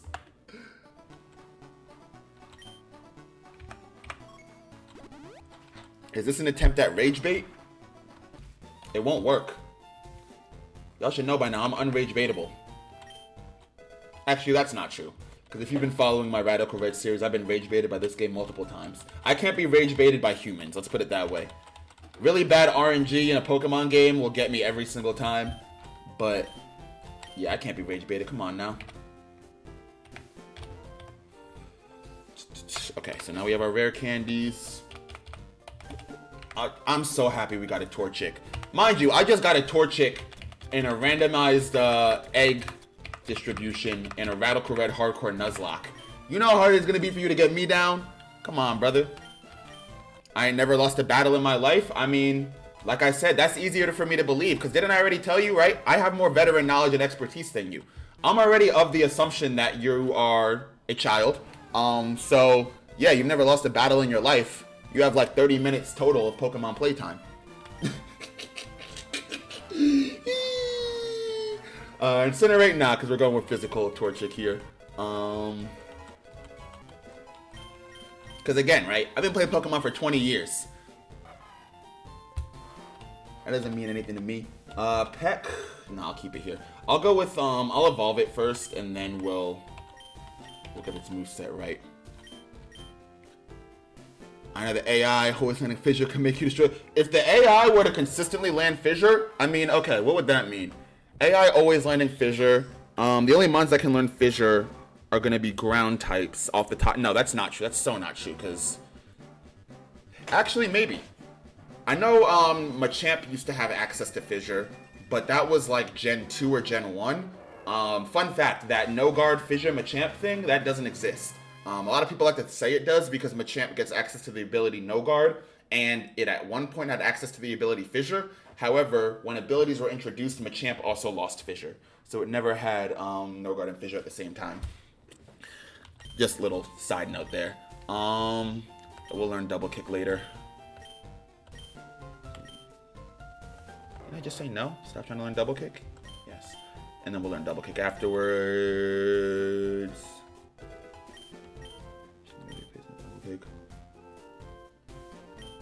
Legend ZA gave it Fissure again? Okay, so I mean, yeah, pretty much like, if there's abilities involved, it's not going to have Fissure. And if there are no abilities, it will have Fissure. What I'm curious about is Mega Golurk. Because apparently, right, Golurk gets Fissure back as well. And they're going to have to give, you know, Mega Golurk an ability. You can't really get much better than No Guard on, you know, when it comes to abilities there. So... I wonder, are they going to take away Fissure when they bring Golurk into main series games? Or are they going to not give it No Guard? I think they're going to not give it No Guard. Actually, no. No, why would they not? Why would they do that? Yeah, they're probably going to just take away Fissure then. Who knows, though? Guillotine. Yeah, Guillotine's not a bad move either. I mean, same as the other one-hit KOs, where its accuracy is what gets in the way. Haxorus is not in Legend ZA, thankfully. But you know who is in Legend ZA? And I don't know if it gets Guillotine in Legend ZA, but if it does, it might be worth trying out. Pinsir. Pinsir historically has gotten Guillotine and is in Legend ZA, but I don't know if it has Guillotine in Legend ZA. We're trying to teach Focus Energy. There we go. TCG has more strategy involved in video games. I've never really gotten into competitive TCG, so can't really speak on it.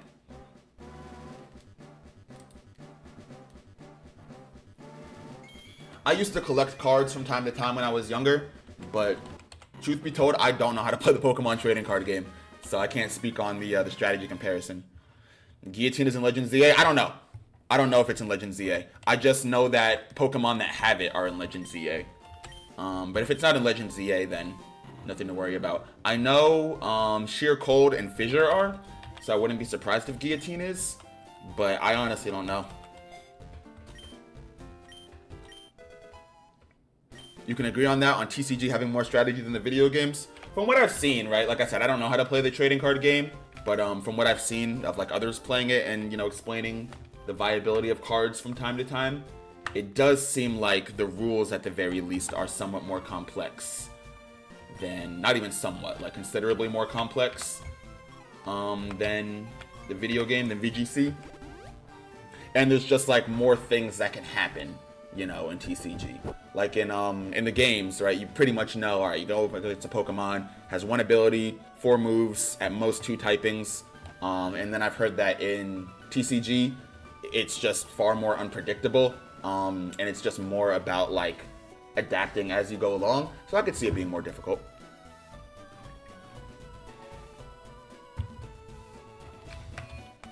But yeah, I've never played TCG. What I want to figure out is how to get the Mega Ring.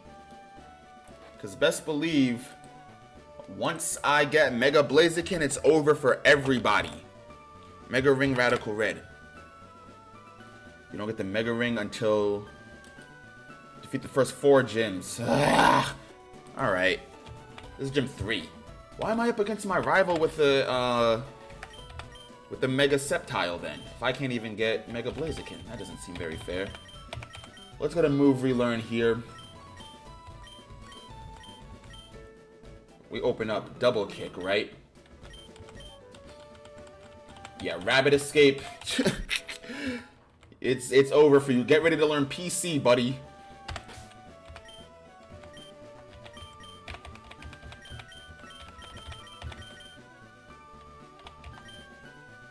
Shoot, if I'm feeling myself, I might even go High Jump Kick. Just because of the Striker ability boosting my kicking moves. Now, High Jump Kick is obviously a huge gamble, though. I mean, 50% health lost if we crash. Nobody wants that. What's going on, Desmond? Don't know how to play it, but I know a little talking about TCG. Yeah, I never learned how to play TCG. I was always more into the video games as a kid, as you can probably tell. I thought they didn't get rid of the nickname. Okay, then.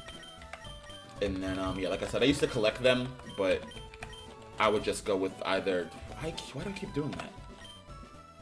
I'm moving too fast, that's what it is. I'm looking at, like, this game, plus what I have on my other monitor here, plus the chat, plus I'm talking about... Move Relearn. There we go. Thunder Punch for type coverage. Detect, though. I mean, that's kind of big. I might go Detect. Especially because I think Protect is a banned move in hardcore mode. So getting access to a protecting move is kind of big. Thunder Punch for coverage, again, would be great, but I'll just keep it in my back pocket for now. Game Freak makes everything make sense. For example, Annihilate learning Iron Tail. Yeah, yeah, there are definitely some movesets that they didn't think through. Or like Wooper being able to learn Ice Punch before it evolves into Quagsire and actually has arms. I think Ghastly can also learn Ice Punch before evolving into Gengar and having arms, which is kind of funny too. Alright, well now we have a Blaziken. I'm going to go ahead and just save state again right here. Right, yeah, we're right here.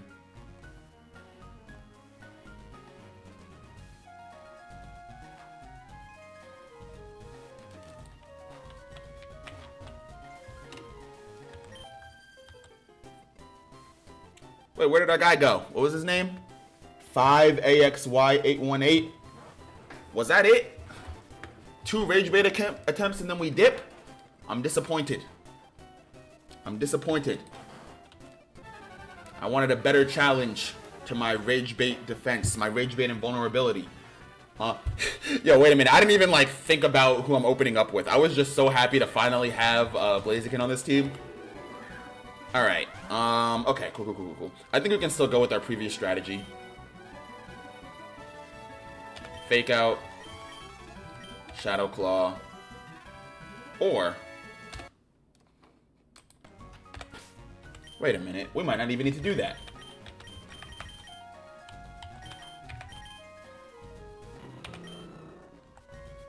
Infiltrator? Blaziken gets Infiltrator in this game? Oh, Blaziken is too tough. So then I guess I don't get Striker? Interesting. That's weird. That's weird. Let me try with an ability capsule, see what that does. I don't mind Infiltrator, but I might then take off High Jump Kick. Because with Striker, right? Striker was... Let me see how much it boosted by. Striker boosts... Ooh, kicking moves by 30%. So if High Jump Kick has a power of what? 130? 130 times 1.3. That'd be a 169 base power High Jump Kick. Plus Stab would have really packed a punch. But if we don't get Striker, then I might switch to different item. Either way. Only the AI can rage beat you by landing fissure, guillotine, sheer cold. With 0 misses. But see, I can always, right? That wouldn't even rage bait me. Because I would just have to figure out a way around it, you know? I can figure out a way around a ground type Pokemon with Fissure. Good thing about Pokemon that learn Fissure is that they're all slow and they're all ground type. Okay, so I can't use Ability Pill, that's fine. Meaning that all I have to do is KO it before it uses Fissure, or predict that it's going to use Fissure and swap to either a Pokemon that is a flying type or has Levitate. Same thing with Guillotine and Sheer Cold.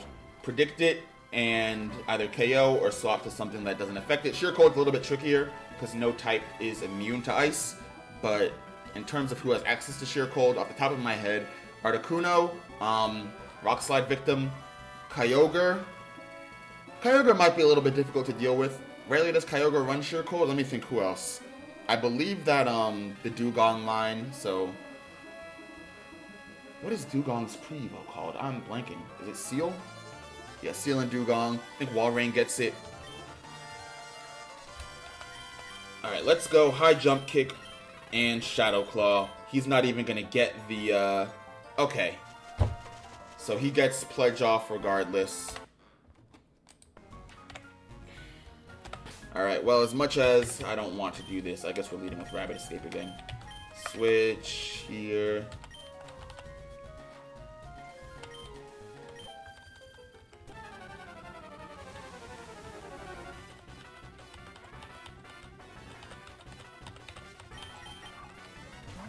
With 0 misses. My favorite. Yeah, if it's not missing, that would definitely make things a little bit more difficult. But also, right? Been playing Pokemon for 20 years. People have been doing, you know, the no guard strategy forever. Especially in double battles, that used to be a lot more common before the meta kind of expanded. Where a lot of people would bring out like, you know, like a Machamp or something, and then maybe like a Groudon with Fissure, or like a Pokemon with Guillotine. Alright, so now he can't get his Swamp off. Simisear comes in. My guess is he's going to Focus Blast here. I'm going to aim to... Mind you, I'm so happy to have Blaziken. I didn't even get the nature right. I didn't even like worry about that yet.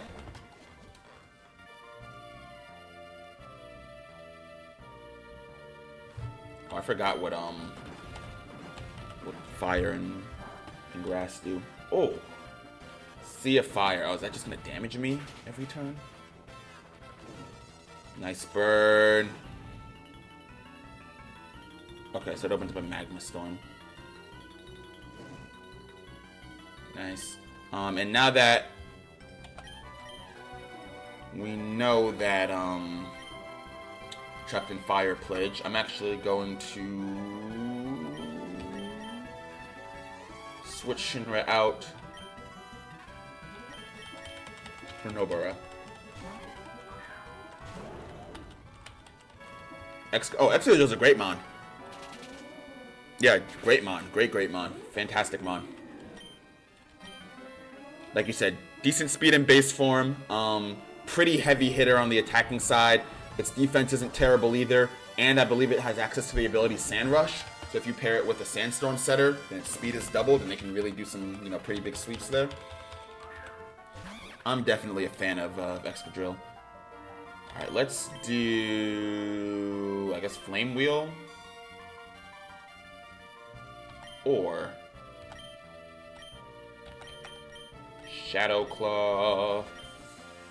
Flame Burst. That should do it. Yeah. The Elemental Monkeys, to be fair, are also like pretty fast in their own right. I just need to get Simi-Sage out of here so I can safely switch into Juvia.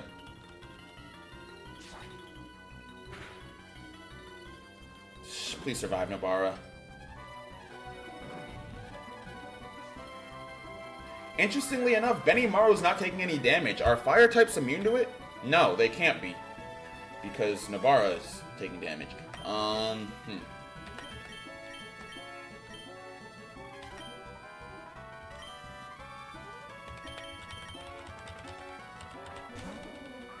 Excadrill's got Fissure.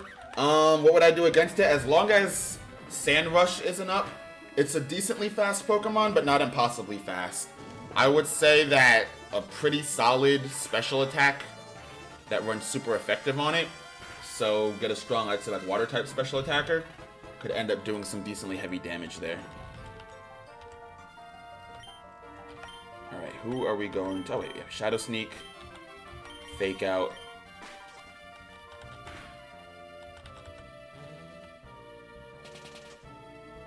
I don't know why I didn't just send in Juvia to Scald. I think I was afraid of Thunderbolt on Wigglytuff, which was admittedly kind of silly, but... Alright, and the Sea of Fire disappeared. Perfect timing. Alright, Rabbit Escape. Look at that. You actually ended up being part of our victory here. Mega Excadrill got its speed boosted. Let me see what... I'm going to pull up Mega Excadrill stats. Yeah, because I'm not looking at it right now. So off the top of my head, I just know it as a decently bulky, decently fast, heavy physical attacker. Pulling up Mega Excadrill here. HP 110, speed 103 is decently concerning. I'm worried about that 105. My glasses broke at the beginning of last week, so I'm kind of squinting at my screen. Sorry, 165 attack. That's really scary. Defense 100. Special defense 65. Okay, keeping the same typing. Its weaknesses being fire, water, fighting, ground. You can work with that. Fire, water, fighting, ground. Now. Just pop up there. What I will say is that a lot of the stronger or the faster mons for those types do tend to be physical attackers. Actually, don't take my word for that, because once again, I'm not looking at anything when I say that. I'm speaking off of like purely what I can kind of try and remember. But obviously the key here is going to be to hit it with a special attacker. I would say that Camerupt could be a decent counter to Excadrill. Having stab special attacks in both fire and ground. You would have to definitely invest in its bulk, so HP and defense. I don't know what Camerupt's defense is. Let me look it up. Because otherwise, Excadrill is only a sword's dance away from sweeping there. The good thing, though, I will say about Excadrill is that your opponent's almost always going to want to set up with Excadrill. Almost always. So, if you can correctly predict when they're going to go for that, that sword's dance, that is going to be a free shot at an attack. That being said, Mega Camerupt having a defense of only 100. I mean, it's not terrible, but... Okay, maybe Camerupt is not the best option there. Gyarados, I would say, would be a good bet. Reason being because Gyarados gets access to Dragon Dance, so you can also boost your speed to ensure that you outspeed Excadrill if it doesn't already. If you don't Mega Evolve with Gyarados and you keep the Flying type, so that'll reduce its ability to use its stab in ground, and then its other stab in steel will go not very effective. I would say Gyarados is a pretty solid counter to Excadrill. Only thing that Excadrill gets that can make it affect to Gyarados would be Rock Slide, and it might get Stone Age, but most times Excadrill's not going to be running that.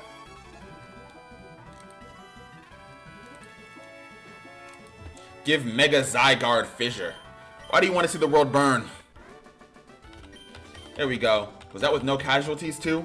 Look at that. We added Blaziken to the team and made all the difference. Beautiful. No casualties. Yeah, Rapid Escape, I'm not gonna lie, you're on thin ice. I do feel kind of bad for talking so bad about Rapid Escape.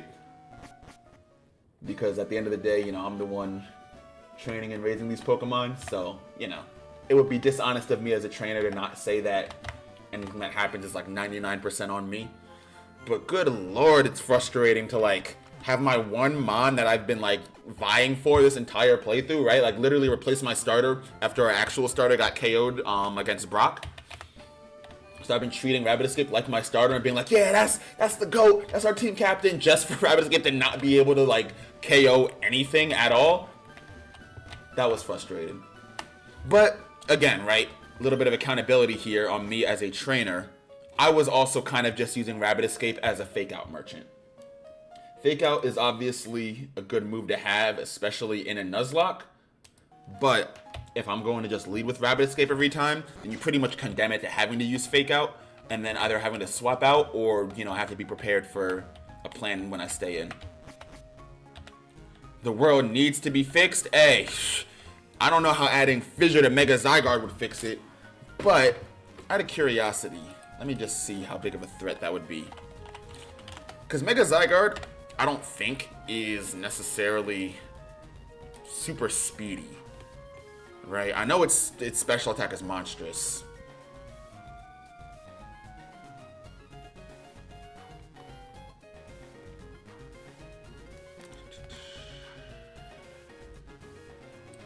That's a Gen 8 dex. That's why we need the Gen 9 dex for Mega Zygarde stats. 10% form. Alright, Mega Zygarde stats. Speed 100. Okay, so not bad speed. That being said, though, with a defense of 91 and a special defense of 85, I don't know. It might kind of still be a Glaceon victim. You know? All you would need then at that point is an Ice type with Weavile victim. There we go. Definitely a Weavile victim. Yeah. At that point, you just need an Ice type with a base speed above 100. Of course, obviously, this is assuming that it's going to land those Oko moves every time. But yeah, 216 on special attack and HP.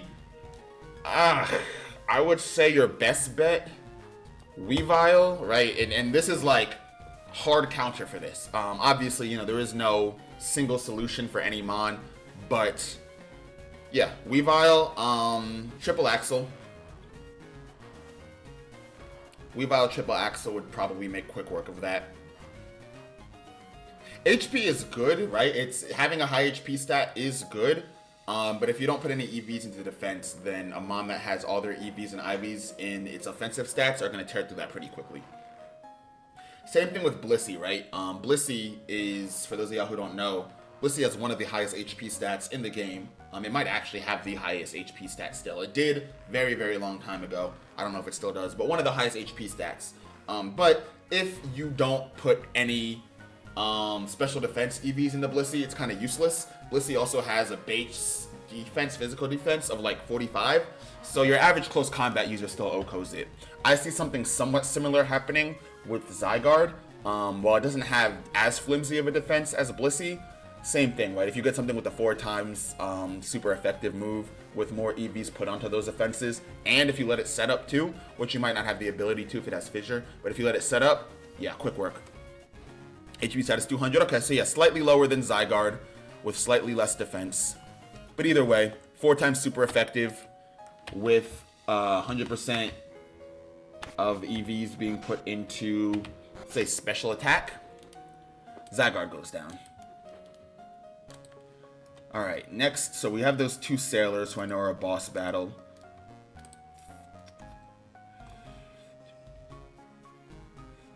Sailor Edmund and Sailor Trevor.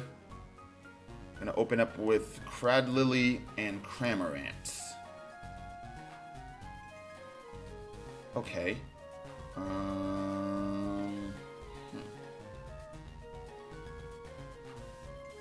Interesting.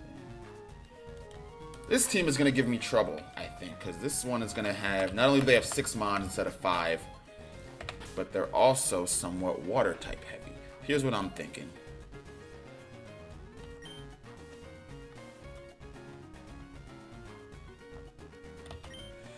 because Cramorant's going to be a problem off rip that needs to be dealt with, right? Talk to these guys. Just to give it a try, just to see what happens, just to see where we end up.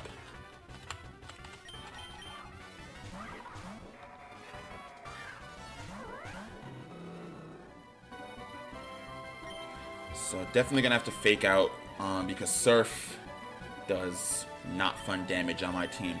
That being said, though, Cradlily also does have Assault Vest and a 107 Special Defense. What that means is that we're pretty much not going to be able to touch this thing with any special attacks at this point. Especially because our only special attackers being Nabara, who is Fire type, not a great matchup for the partial Rock type here.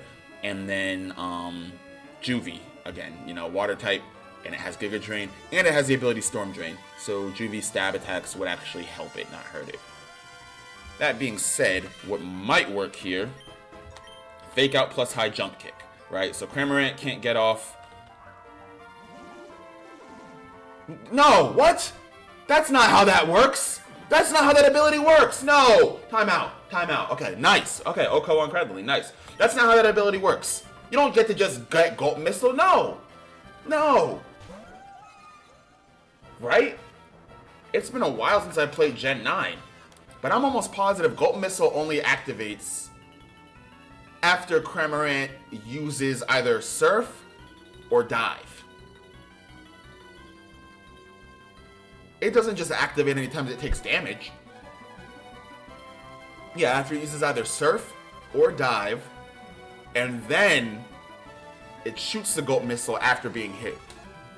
Huh. Okay, well, if they're gonna just... what? Timid, Storm Drain, Mystic Water. Oh, that's annoying. I might have to rebuild the team a little bit. Which is... it's doable. I mean, we have that Ray Den right around the corner where we can get Leveni. Tatsugiri is also possibly gonna give us some trouble here. Nidoqueen is also one that I'm like, where did that come from? But I don't really have an answer for Lumineon. I'm going to try to Thunder Punch here, and then I'm going to Detect, just to see what we can get away with. Surf. Alright, Blaziken does not get hit with that. Nice. Oh! It's going to hurt. Nice, Shinra. Alright, Bolt Missile's going to hit, take that damage. That's okay. Right, yeah, that's how the ability works. I used to think Ducklet evolves into Cramorant. Not a bad guess. Not a bad guess at all.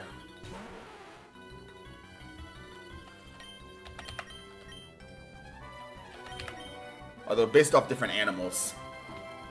Alright, let's go with here. And then we'll swap Shinra out. Nidoqueen also has Surf. Dude, this is crazy.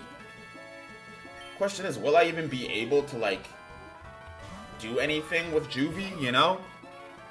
Because I don't think, oh, Hydro Pump. Okay, that's fun. Alright, Rabbit Escape. You got sacked. Earth Power. It didn't Surf. Interesting. I wonder if they predicted the switch there. I think what I'm going to do is try to bait another Surf and Earth Power with Shinra. Detect.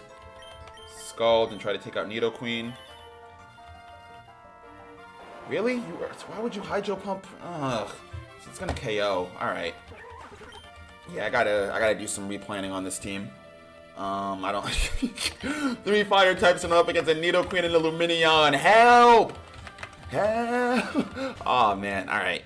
I mean I'll give it my all, but we're pretty cooked here.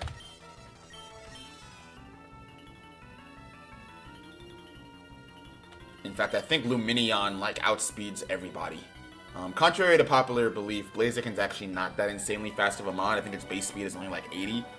Now, with Speed Boost, then, you know, it becomes a problem. But we don't get access to Speed Boost in hardcore mode.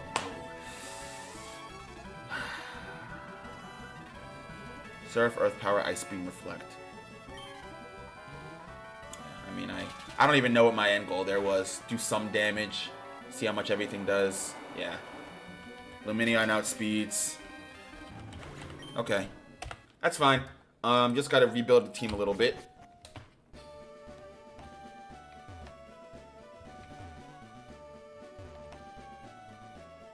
Being a Hikari wannabe by fighting weaknesses?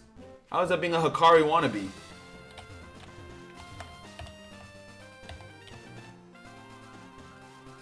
Hikari's whole thing is he likes luck and gambling. He doesn't care if his opponent is stronger than him or not. Or they're strong against him in this case.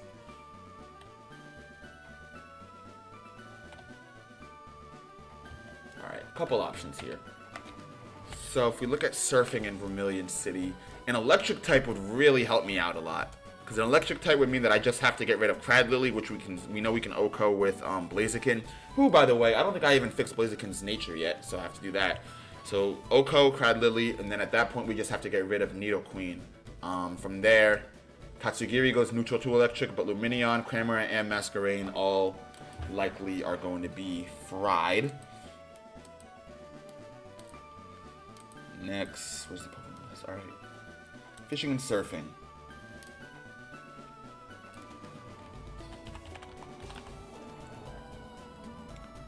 Fishing and surfing, Vermilion City. Ugh, I was hoping that we could get a Chinchou.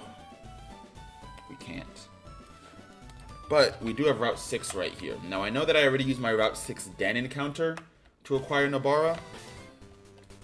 Did I use my Route 6 fishing encounter? Fishing and or grass?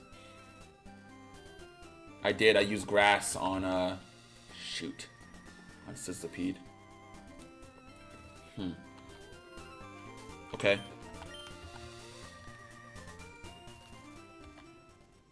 Why is Blaziken in the field?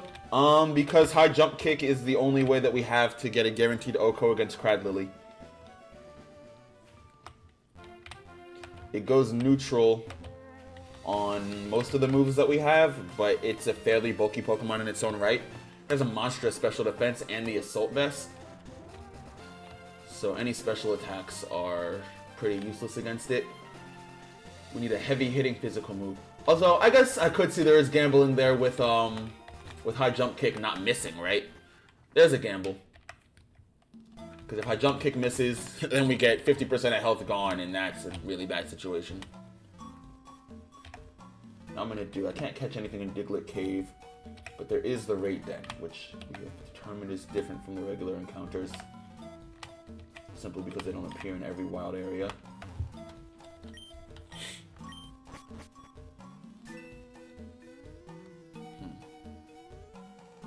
Clink. Well, I can't do anything with that. If we look in the Diglett Cave Raid Den, now let's see what else we have here. That's why we saw this already. Gligar. A Misdreavus wouldn't be bad, honestly. A decently powerful special attacker.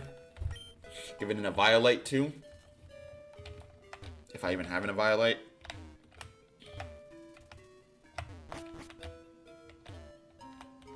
Where do I come out on the other end here? Ah, okay.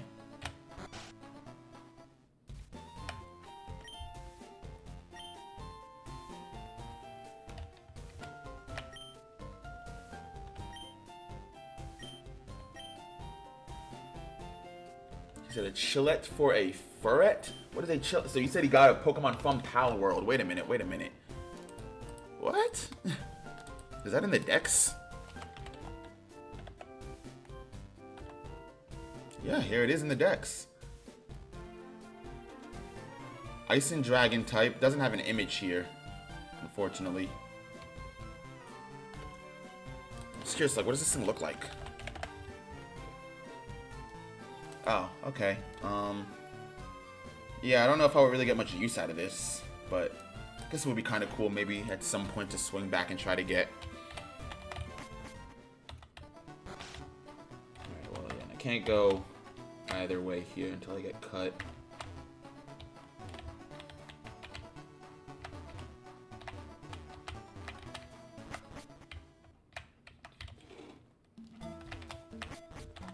So far, I'm thinking Leavanny will allow us to take care of most of the grass types. I think also we should probably try to take out Cramorant as soon as possible so that it can't use Surf and activate What's it called?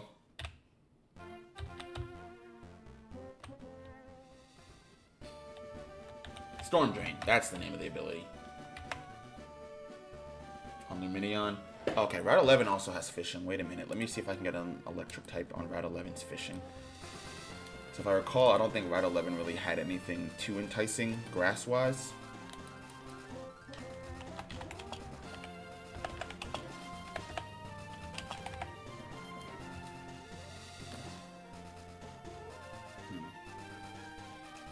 I could get Maractus. Would both help against those sailors and would allow me to have a resistance, an extra resistance against electric. Lieutenant Surge. Same thing with Cacnea, so that might be a matter of who has a better moveset. I can compare those two. I feel like it's going to be Cacnea, and we can also get Cacturn. But I'll do a comparison there. Alternatively, we're fishing and surfing here. Blaziken learns Swords Dance and Baton Pass. Will I be able to learn it before the level cap? I mean, yeah, before the level cap. Because remember, I can't go any higher than level 36. So if any of those moves are learned either above level 36 or acquired after passing Vermilion City, then I can't get it just yet. But that is good to know for the future, because Swords Dance Baton Pass, swap into somebody else there, we'll be chilling. Alright, Route 11. Nah, nothing really good here. Okay, that's fine. I might go Cacnea then.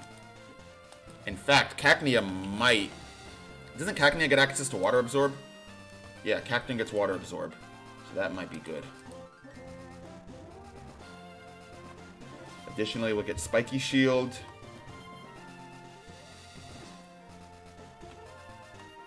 Leech Seed. It's a physical attacker. Oh, it's a mixed attacker. I didn't know that. This whole time I thought that Cacturn was a physical attacker. I didn't know that 120 in both special and physical attack. That kind of changes things then. Because if we give it access to, let's say, Ingrain, right? So it can't switch out, but it can heal every turn. It doesn't really get any good grass type moves until later on, though. Mega Drain, Leech Seed, Absorb, Spiky Shield are the only grass type moves it gets. Even as a Cacnea, I doubt it learns anything better. Gets Spikes, Sucker Punch, but doesn't get its signature move Needle Arm until level 42. And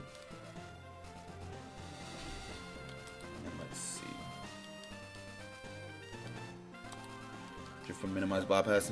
I know that evasion moves are banned in this, so I wouldn't be able to use Minimize on Drifloom anyways. Unfortunately. Yeah, if evasion moves were allowed, then that would pretty much just be the strat right there, right? Get a mon that can learn like Minimize or Double Team, and then just protect it with your life every battle. Maybe add like some Paralysis or Confusions, a little cherry on top there, and you're chilling. But here, I think I have a banned moves list somewhere here.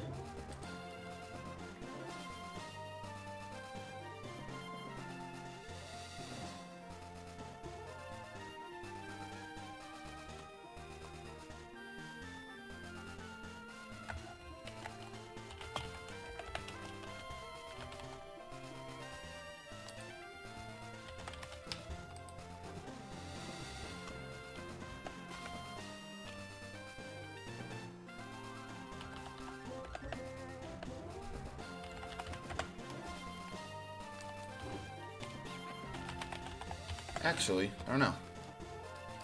I don't know where I saw that, but now that I'm looking at it here, maybe it's not banned. Potentially. It does learn Stockpile, that is true. But like, when am I going to have a chance to set up that often is the issue as well. Because at that point, I'm a walking toxic target.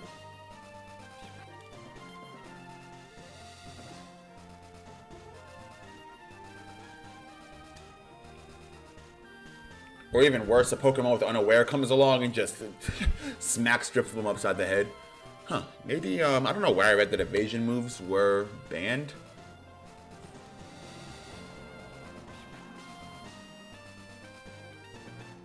This permanent. Defog, Steel Roller, Ice Spinner. Splinter Storm Shards do not remove terrain. Electric Seed is unobtainable before beating Surge. Misty Seed unobtainable before Serena. So first 4th level caps are different. Rapid Spin doesn't boost speed. Shedinja unobtainable. Weakness Policy unobtainable. Boost energy once once. Maybe not. Maybe not. I don't know why. I thought I heard that that evasion moves were banned. I don't know if they're banned or removed from the game. It's hard to say because there's a list of banned moves here, right? But I don't know what moves are removed because there's a list of banned moves and there's also ability changes, right? Things like Drought and Desolate Land. I assume, you know, for Groudon, changed to Sheer Force. It seems like it's very much Pokemon dependent with some of these, so it's hard to tell. Hard to tell. It does get Unburden though. Yeah, Unburden is a pretty solid ability there too.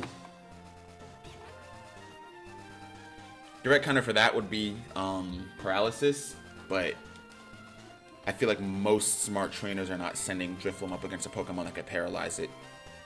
Of course, if you end up against a I'd say Drifloom's biggest enemy is probably taunt users, because Drifloom, like you're explaining right now, is a pretty great mon if you can set up with it, right? Whether minimize or stockpile, even like a Calm Mind plus Unburden or something like that. But a Prankster user definitely is a good counter to Drifloom. If you taunt it, or even worse, Encore, then you kind of lock it into those setups. Maybe like an Encore and a and like a Toxic or something like that.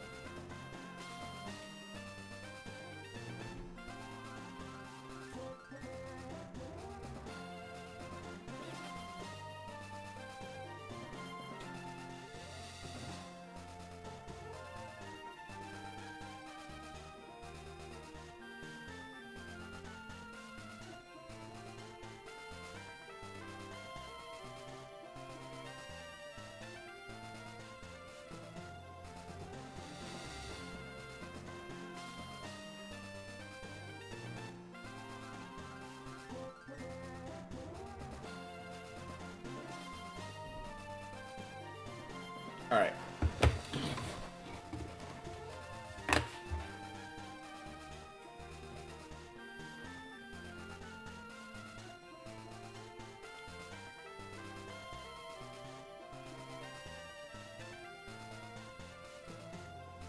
All right.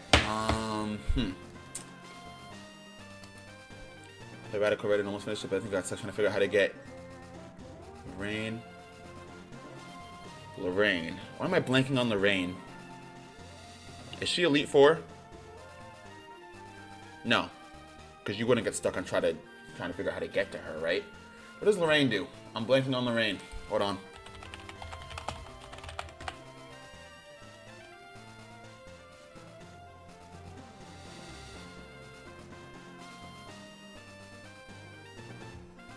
I don't know Lorraine. You mean Lorelei? Like the ice type one?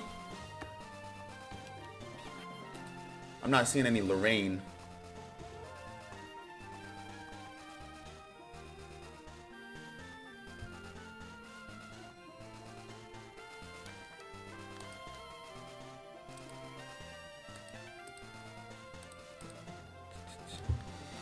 Although in my research here, it looks like the deal with Blaziken's ability. So we're wondering about that that speed boost and striker ability. It looks like for hardcore mode, they got rid of speed boost altogether, and then striker is Blaziken's new ability in its mega form. that would make more sense. Okay. I was wondering. I was like, why can't I get, what appears to be an available ability here? Haven't revisited Gen 1? Hey, you're not missing out. You are not. Obviously, to each their own. It's all subjective. Everybody has their own opinions. But I am a absolute full-on Kanto hater, bro. I will tell anybody, I will die on the hill, that people only like Gen 1 games for nostalgic reasons only. Kanto is an okay region, right? Okay, Kanto is carried by the characters. I will say that. Kanto has a good cast of gym leaders. Obviously Team Rocket is classic. I think Giovanni is great. And honestly, right, if you're playing Kanto for the first time, it's kind of a huge plot twist if you're like, 10 years old and have you're gonna just like not putting things together for the final gym leader to be the boss of Team Rocket. That's kind of a pretty cool plot twist, right? Obviously, as you get older, you start picking up on things, or if you predicted it beforehand and you already knew, right? Like for me, I watched the anime. I knew that Giovanni was the leader of Team Rocket. And so when I heard people talk about like fighting Giovanni at the gym, I knew like what that meant. But if you know nothing about it, that's a pretty cool plot twist. So I will give that to Kanto, that the story and the characters are not terrible. Now in terms of what is bad about Kanto, everything else. Everything else. The Gen 1 games are literally unplayable, quite literally unplayable. I'm gonna go through my PC. I can go through my PC and like find all my recordings of when I played Pokemon Red. So I can find like each and every moment for why Gen 1 is so awful. Off the top of my head, for starters. So, fun fact in Gen 1. If you get hit with the move Wrap, right? Wrap is a multi-turn move. Once you select Wrap, basically, if you're the Pokemon that uses Wrap, your Pokemon, quote unquote, wraps around the other mon. So think like an Arbok, like a giant snake constricting the Pokemon. And for 5 turns, you pretty much can't use anything but Wrap, right? That's your move. You use Wrap, you do damage. Not a very great move, but it's decent, very early game, maybe like first couple gyms if you just want a, damaging move. But in Gen 1, in Pokemon Red, if you get hit with Wrap, not only can the other Pokemon not choose anything but Wrap, but your Pokemon is then immobilized for 5 turns. You can't do anything. So, if you've been, let's say you're fighting an Ekans or an Arbok, right? They use Poison Sting, they poison you. If you've been poisoned and then they use Wrap for 5 turns, you cannot switch out. You cannot switch out. That's one thing. I gotta go through and see everything, but oh my goodness. Back when I was doing my my every Pokemon generation challenge, where I would try to beat a game from every generation with a particular challenge involved in it. So for example, Emerald I think was a randomizer. Silver, or was it Silver? I think I played Crystal actually. Crystal was no healing in battle, and I think or at Pokemon centers either. So I could only heal outside of battle using items. But the Gen 1 challenge was literally just finish Gen 1. On top of that also, no physical special split. The psychic type is super, super broken as well in Gen 1. And to be fair, right, it's a game that came out in 1998 with very limited resources. They didn't know what the series was going to become. It's very clear that it started out as a guy with a fun little idea that he turned into a video game. And of course, over the years, they've made so many improvements on it. But oh my god, those games are terrible. Almost finished Emerald but lost data. Oh, that's tragic. Emerald is fantastic. Emerald Gen 3, I have to say, is it's everything that everybody says it is. It's not overrated, it's not underrated. I think Gen 1 is highly overrated. I think Gen 3 is perfectly rated. It's honestly a great generation. Ruby and Sapphire, fantastic games. Emerald, of course, is amazing as well. And even, right, Fire Red and Leaf Green, despite taking place in Kanto, which I, as you have heard, do not like very much, they make a lot of much needed improvements on the original Red and Blue. Okay, so if we get a Maractus, it doesn't evolve and it has worse stats than Cacnea and worse stats than Cacturn, not Cacnea, but worse stats than Cacturn. That being said, though, we do get access to way more Grass-type moves. Mega Drain at level 13, Cotton Sport level 18, Needle Arm at level 22, Giga Drain at level 26.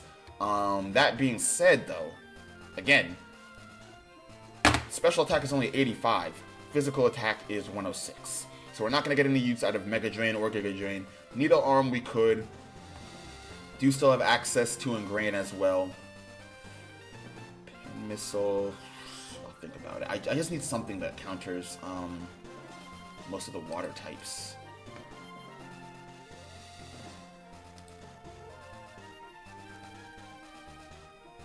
Okay, so we opened with Crad Lily and Cramorant, right?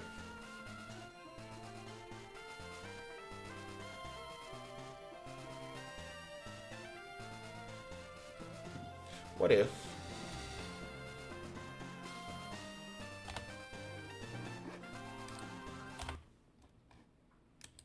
Right, if I open it back here...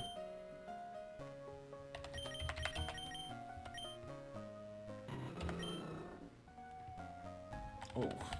And I have a nature that hurts my attack stat? Hold on, let me lock in. Get Shinra right on the attack.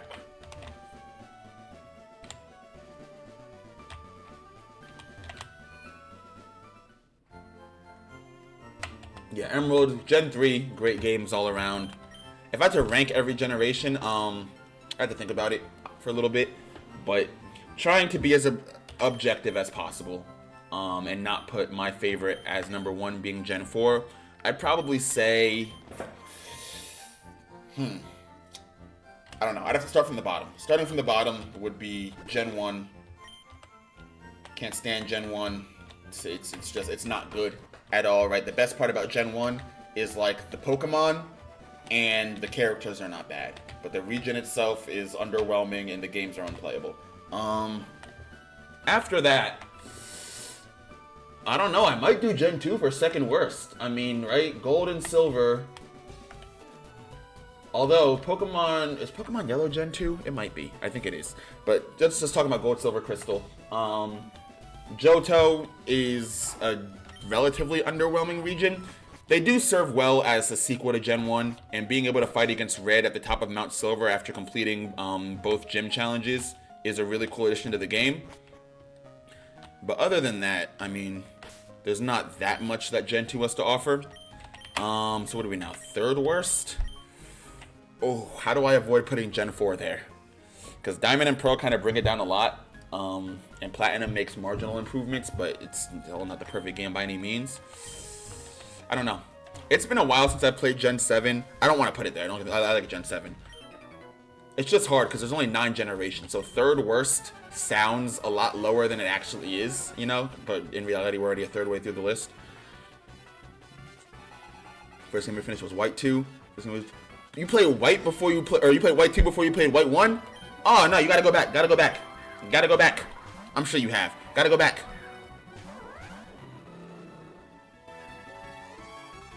How do you keep losing your data? What's happening to your data? Are you not saving your game?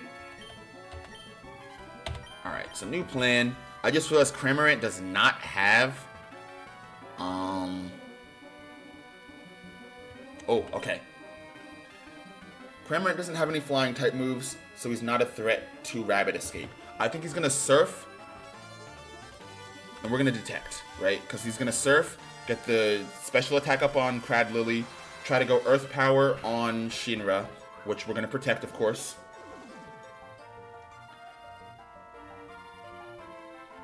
And then, obviously because of Protect, then we also don't get hit with Surf on Shinra either. Thunder Punch should OHKO. Yo, you can't.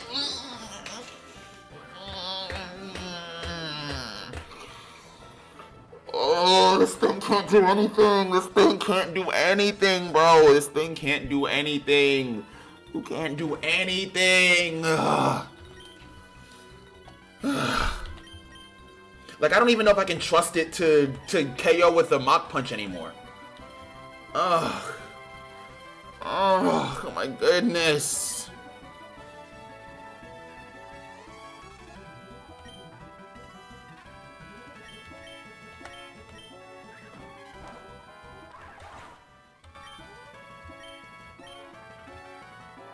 Alright, there we go. 2 down, 4 to go. I vowed never to touch Gen 1 or Gen 2. Never liked them. I mean, I would recommend if you had, like, just straight up have never played before. give it a try and see for yourself. But I definitely cannot, can't in good conscience say that I expect you to have a good time doing so. Alright, Rabbit Escape, I genuinely could not care less about. Like, dude, failing to KO on Cramorant with Thunder Punch, that was genuinely last straw. I'm gonna give up because I keep losing, so I delete the file. Wait a minute, that's not the way. That's not the way. There's 1,000,001 ways to win in Pokemon. It's the beauty of the game. Alright. So Rabbit Escape went down. Womp womp, I guess.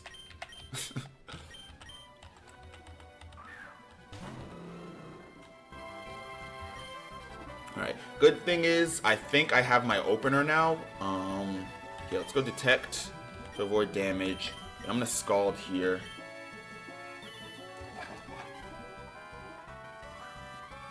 Oh, okay. Alright. You know, I was wondering about that, right? I forgot how Storm Drain worked. I wasn't sure if Storm Drain automatically redirected all attacks like Lightning Rod does, or only worked with attacks that were directly aimed at the Pokemon with the ability. That's good to know, though. That's good to know. That's also good to know, because I believe that Maractus can have Storm Drain as an ability. Which, honestly, I know we were saying it's more of a physical attacker. No, it has Water Absorb, not Storm Drain. Dang it, I was gonna say we could, like, try to make it into a mixed attacker that way, but guess that is off the table for now. Alright. I'm gonna spend the rest of my time team building here. I'm gonna be live for probably like another 20 or 30, and then I do have to get going, both on preparing for work and stuff tomorrow. Also gotta make dinner and everything like that. But yeah, I do want to at least get the team ready, or somewhat ready, do another test battle, see how it goes. So, first thing, I think I'm going to go with Cacnea. I think. Because even though we don't really get any good grass-type moves at this level cap, just the offensive stats are so much better. Plus, Spiky Shield is not bad. Still get access to Mega Drain and Ingrain, which we could try to make work in our favor. I guess the only way to find out is to catch it and see what happens, right? Alright, so Cacnea can be obtained. Route 11 at night. Route 11 at night. Time Changer, night.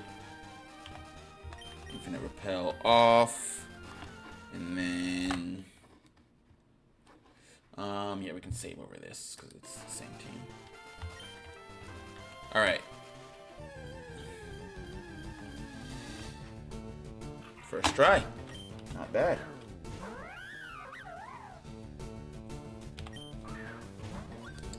So if we add Cacnea to the team, let's see. Odds are we're going to have to remove Juvie. Because if literally every water type move used is going to trigger Storm Drain, then we cannot have Juvie there. I have a name for Cacnea. See if y'all pick up on this reference or not. Ignore the fact that it's a female Cacnea. Kevin is a gender-neutral name, if you ask me. Actually, fun fact on Kevin being a gender-neutral name. One of my friends in high school, she's, you know, a girl, but we call her Kevin because one day in biology class, the teacher was talking about, I forgot how we even got on the topic, but we were talking about, like, getting people's names right or something like that, right? And he was like, no, like, it's important to get that right. Like, and then he points to my friend. He was like, how would you feel if I just, like, called you Kevin, you know? And so ever since then, we've just, like, been calling her Kevin as a nickname. But Cacnea the Kevin is actually a reference to SpongeBob. SpongeBob! Alright, let's look at Cacnea. So we have 6 Mons. Decent special attacker. Honestly, I don't even know what other moves I would throw on it from here, but we'll worry about that later. And with that, we've also used up our one use, our one encounter here, outside of the den, of course. Okay, and because we changed the time of day, it's now Aracuda. I think switching back to daytime. Let me try dusk. See if that does anything for us. Okay, yeah, back to Swadloon, and I think full-on daytime. I think dusk only exists for Lycanroc, but then everything else in the game, I'm pretty sure it's just day and night. Yeah, Swadloon, who I might catch. Looking at the raids from this area, I'm really not, like, super impressed anyways, right? Actually, it was Veluza, not Aracuda. Okay, Veluza's not a bad mon, but I don't know. Could have got Scraggy, who I do like, but I think I'm probably going to go with Swadloon anyways. Just because we need somebody to replace,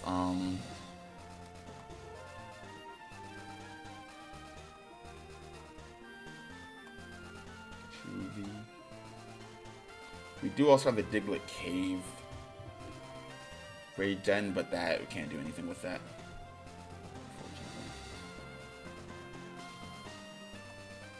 Alright, I'm gonna go with Swadloon here.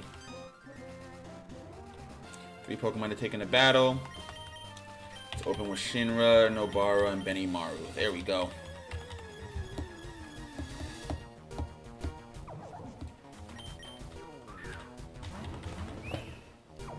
This most recent episode of Fire Force is actually one of my favorites too. I love the Benimaru versus his doppelganger fight. I thought that was so funny when I first read it in the manga. Because I don't know about y'all, but when all the doppelgangers were like, you know, popping up and stuff in Fire Force, I was reading the manga and I'm like, yo, are they kind of cooked if Benimaru's doppelganger shows up? Like, what are they going to do? But it looked like, you know, I'm not even going to spoil it.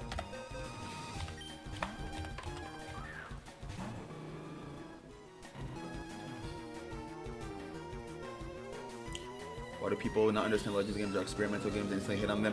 Number one rule of being a Pokemon fan, never take Pokemon fans' opinions seriously on anything. Like, at all. Ever. Ever. In my 26 years of life, right? So I am twice as old as you. I have never seen a Pokemon fan with a good opinion. Myself included. Pokemon fans, they hate everything. No matter what, they hate everything.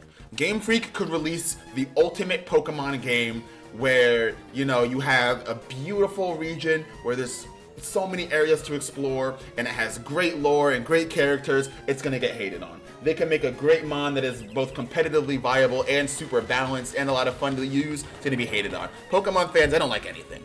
They don't like anything at all. What I have noticed too, and I can't take credit for this, but somebody pointed out, I think it was on Twitter, Pokemon fans suffer really, really, really badly from recency bias. So they have a tendency to say that things are bad depending on how new they are.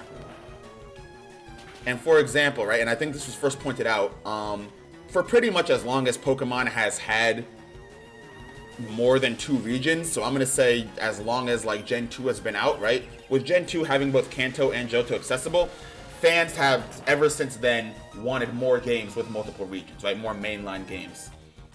So you always have the discussion, right? It pops up literally like at least once a month. So it's some viral post of somebody going, what if we had a Pokemon game with every region? Kanto, Johto, Hoenn, Sinnoh, Unova, Kalos, Alola. What are the other ones now? Now, see, I've gotten too far. I have to like act like I know it now. Alola, Galar, there we go, and Paldea, right? All in one game. And there's a reason why that wouldn't work. There's multiple reasons why. In theory, it's great, but all in all, it's not really gonna be something to look forward to. But anyways, right? Let's go with the Great Ball. Sorry, I keep getting distracted. Every year, they add new regions to that. So nobody was talking about that until like, really Gen 4. I said Gen 3, but really it was like Gen 4, Gen 5, when more talks about, you know, new regions started to pop up. So it was more like Gen 4, Gen 5. But before that, nobody was including Kalos. People used to hate Galar, hate Paldea. But now all of a sudden, you see people talk about, oh, we need a game where we can visit Galar. Wait a minute. What do you mean a game where we could visit Galar? If I recall correctly, right? When did Sword and Shield come out? Like 20. When did Sword and Shield come out? Scarlet Violet was what, 2021? So Sword and Shield couldn't have been any earlier than like, or any later than like 2019 maybe? Either way, right? When Sword and Shield came out, people were calling it garbage. So I don't want to hear we want to revisit Galar. They did the same thing with Alola too. Same thing with Alola. Oh, a Sun and a Moon Legendary? That doesn't make any sense. Pokemon's running out of ideas. Sun and Moon 2? They already did that with Black and White 2. They're running out of ideas. All they do is just, put a sequel to the game. It wasn't Sun and Moon 2. It was actually Ultra Sun, Ultra Moon. But same thing, right? They were like, they're running out of ideas, blah, blah, blah, blah, blah. They say that every year. It's the same arguments. Pokemon's running out of ideas. Pokemon, the new designs don't look like Pokemon. It's all the same complaints, just for like the same thing that people complain about. They completely switched up on like 5 years down the future. I think it's just because they suffer from recency bias, so that anything too new, they don't like. And the reason why I think this is the case is because when you look at how much they love Gen 1, despite Gen 1 being an awful generation, again, the Gen 1 Pokemon are cool. Kanto, okay region, the story is decent. But Gen 1, like Red and Blue and Green, if you played in Japan, terrible games. People don't like those, they like nostalgia. Rant over. Rant is done. Cartridge would be too expensive. Yeah, number one, the cartridge would be crazy expensive. They'd be best off making it like, an online game for Switch. Because, Nintendo's gonna have hold on Pokemon forever. Two, it would only really work as an MMO game. If they tried to make it a main series game, they would run into the issue of level scaling.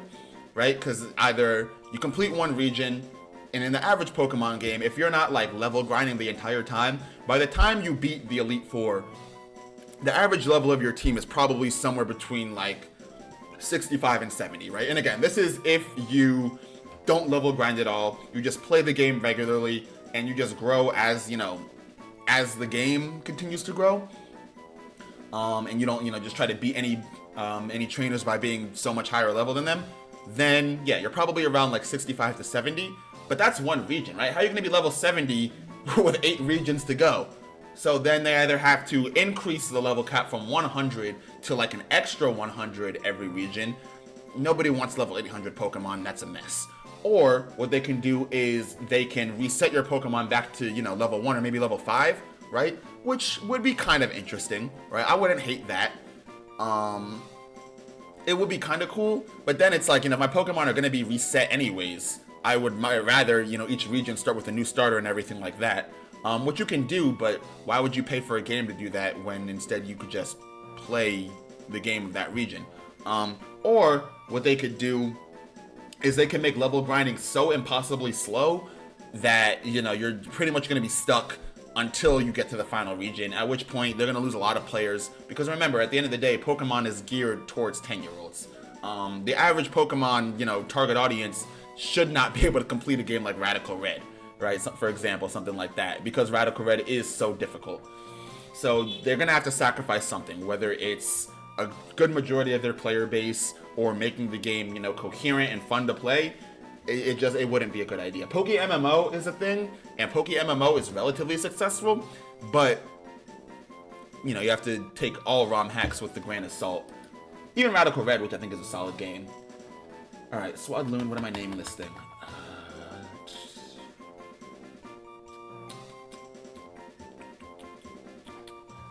Bug and grass type. I don't know.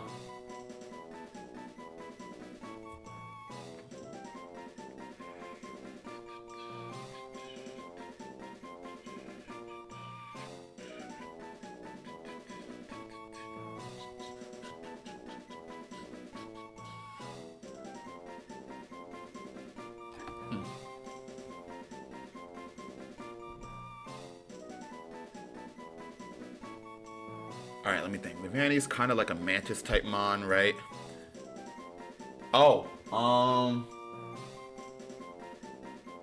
what's that big cockroach cursed spirit's name? Like Kuroishi? The one that that appears in the culling game? I know Leavanny's technically like a mantis, not a roach. But the antenna, I guess, could work. I could also just name this thing Mantis. Have it be a Marvel Studios reference. The nickname doesn't matter too much. I can always change it, but according to Nuzlocke rules, I do need to have a nickname for every mon that I catch.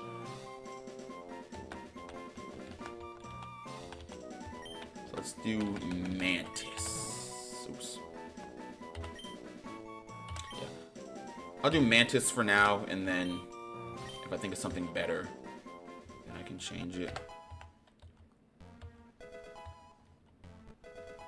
The OP villain goes from anime. That's his name.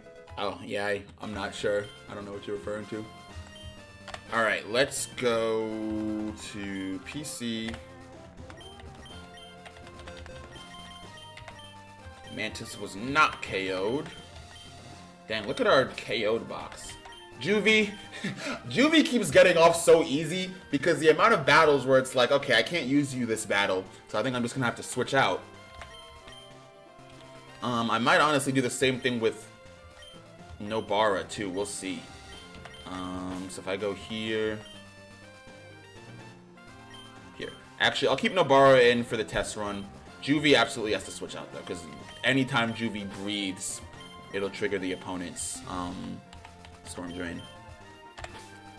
So what I'm gonna do, go here. Rare Candy. Let's evolve Kevin first. We'll do Payback instead of Feint Attack. How about that?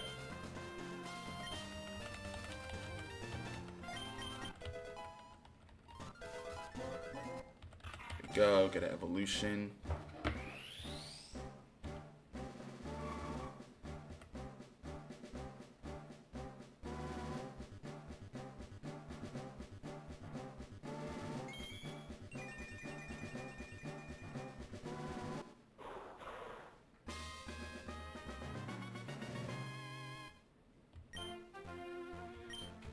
Yeah, I'll learn Spiky Shield as well. I guess we don't really need Absorb, right? Just keep Mega Drain. I wish I could learn Giga Drain, but it doesn't get that yet. I'm mad it also doesn't get Needle Arm yet either. That's annoying. But we'll work with what we've got. Oh, Sucker Punch. I might do that then. Yeah. Because this team is pretty offensive too. Like, they don't really do a lot of setup. Their setup is using Surf on the water-type mons that have Storm Drain. What I can do... What if I threw an Absorb Bulb? What do we think of that, right? That way, when I get hit with the water-type move, which is going to be inevitable that fight, raise my special attack. We give it, like, Modest Nature or something like that. And it has Water Absorb. So not only would I heal, I wonder if I would heal and get the special attack boost. Let's see. Or does it actually have to do damage to... Water Absorb, Absorb, Bulb. But they both trigger.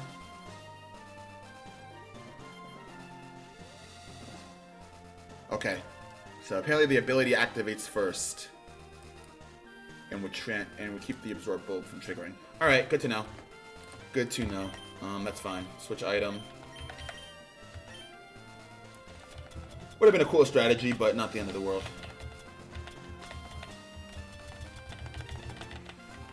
I don't have a Miracle Seed yet, right? Yeah. I guess we'll probably just do the classic one, right? The Citrus Berry.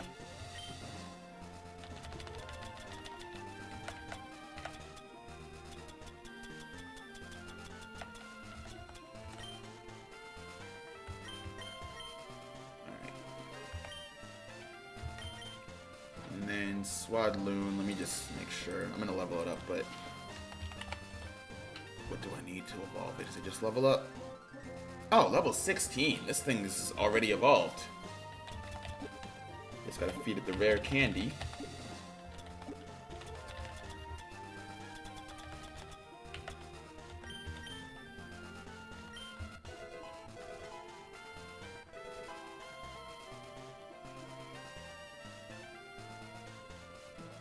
Oh, no.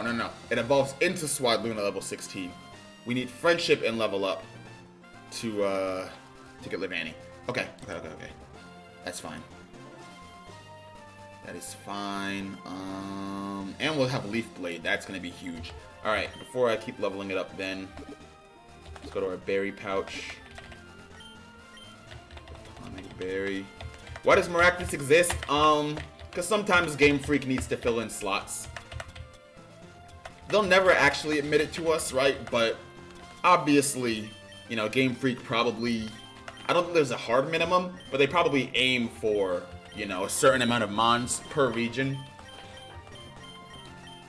And so, because of that, right, they have to kind of just come up with mons that are, like, just there to be there. Now, yes, every Pokemon, if used right, can bring value to a team. But that being said, right, did we need another cactus Pokemon? Not really. If I had to guess for why it exists, yeah, there's probably some designer in the Game Freak room that really liked cactus Pokemon and said, you know what, Cacnea and Cacturne aren't enough. Give us one more Maractus. And Game Freak said, sure, why not? Would be my guess.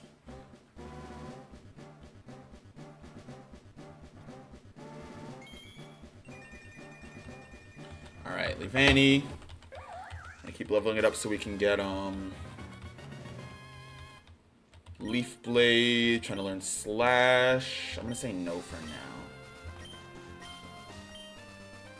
Stop trying to learn Slash.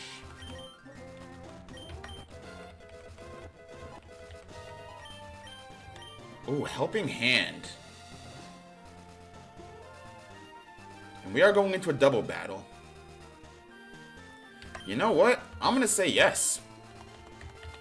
I'm gonna say yes. We do that, right? I'm gonna also forget Bug Bite. Oh, I could have forgot Tackle, actually. Because the move that I really want is gonna be Leaf Blade. We also get X-Scissor at level 39.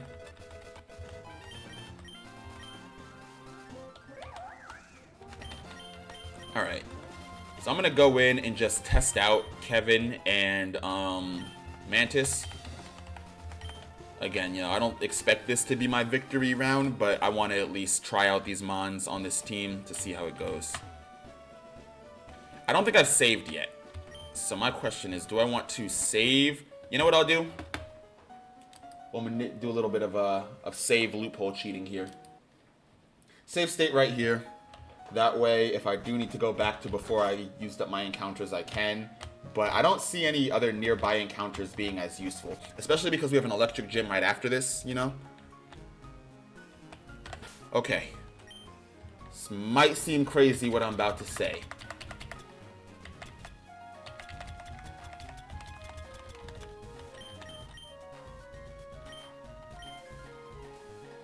No, never mind. I was gonna do Magnet to increase the power of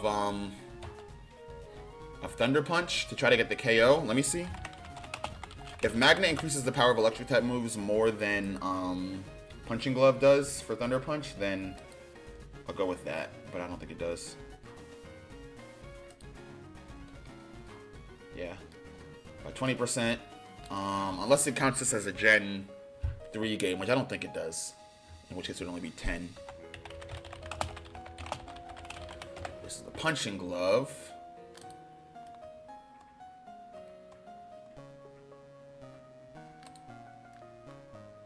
Ah, okay. By 10%. But also prevents contact. But you know what? I guess we will go with the Magnet then, because Magnet is a slightly stronger boost. So let's go with Magnet here. One thing I also haven't done is get my natures right. So hold on. My opinion on Mega Pyroar? I like it. I think it's cool. I like how its design is so that you know, it has the same mega form for both male and female, and takes aspects of both of them. Oh no, I think it's a pretty decent mon.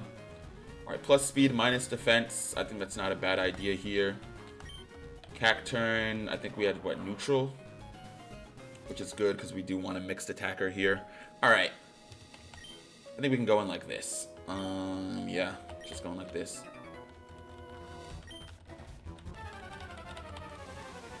See how it goes. Sailor Edmund, Sailor Trevor. Oh, he swapped sides this time. Okay. So what did we say we were gonna do? instead of going for the fake out, we just go for a double KO. Which, to be fair, I should have been better prepared for, just leaving. Yeah, that's okay. Actually, I should have protected. That's what I should have done. That would have been the smart move. Okay, well, even with the, oh, Focus Sash. Oh, okay. You know what, Rabbit Escape? I owe you an apology.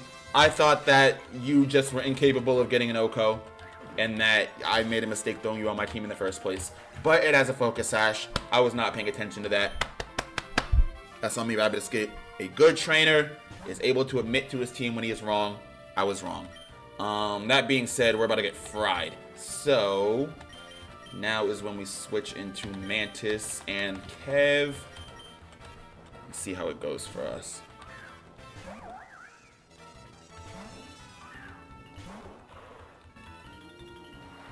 Alright, so your Surf won't hurt Kevin at all.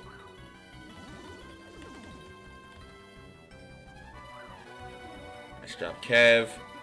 That Storm Drain is going to be kind of annoying. Oh, shoot. And it has the Pikachu Goat Missile. That means that when it connects... Alrighty. Yeah, another critical hit. Another critical hit. Okay. Alright. I mean, I know I said I didn't expect that we would win this one, but dang, bro. Come on, team. I want us to at least try. I don't even have anything to deal with this. Shadow Sneak, and I'm going to get poisoned. And then I guess we just... Oh, what if I Ingrained?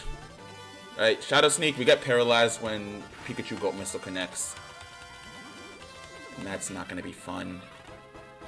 Yeah. Scald, interesting. Well, that KOs us anyways.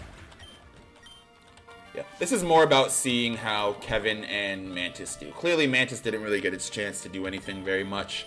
But with Kevin here, we can see it. What's going on, Grizzly Bear? Anything I want. Are you asking me, like, is there anything that I want? Oh, no. I don't know what I want. Might need more time to think about that. $1 million off the top of my head, right? You said, gun to your head, you have to answer right now. What do you want? Million, billion, trillion dollars.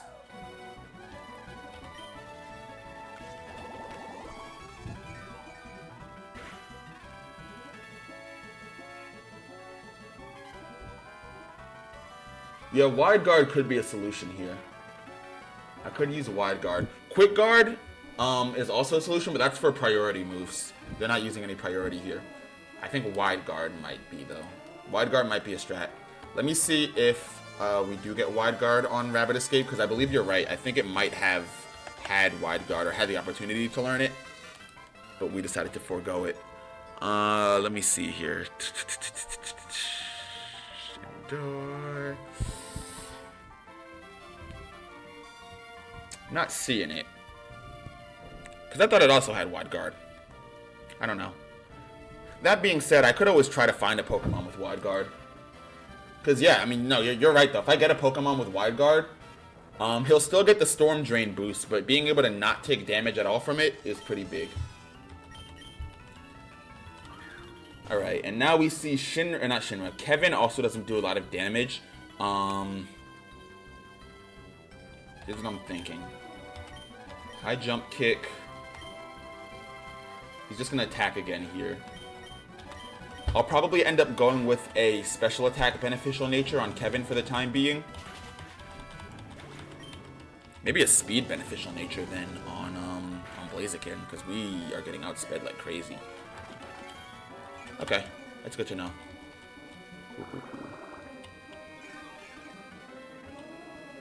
So Blaziken is not really what we need this fight. But let me see what else. In terms of who he has that has Storm Drain. Crabdilly, who we know Blaziken Okos with high jump kick, so we actually do need to keep Blaziken in. Lumineon, who I don't think he's used at this fight. And Tatsugiri. Those are the 3 Storm Drain users. We have an answer for one. I don't have any answer for Tatsugiri, so I think that's what I'm going to have to think about later tonight. Yeah, probably what I'm going to have to think about later tonight.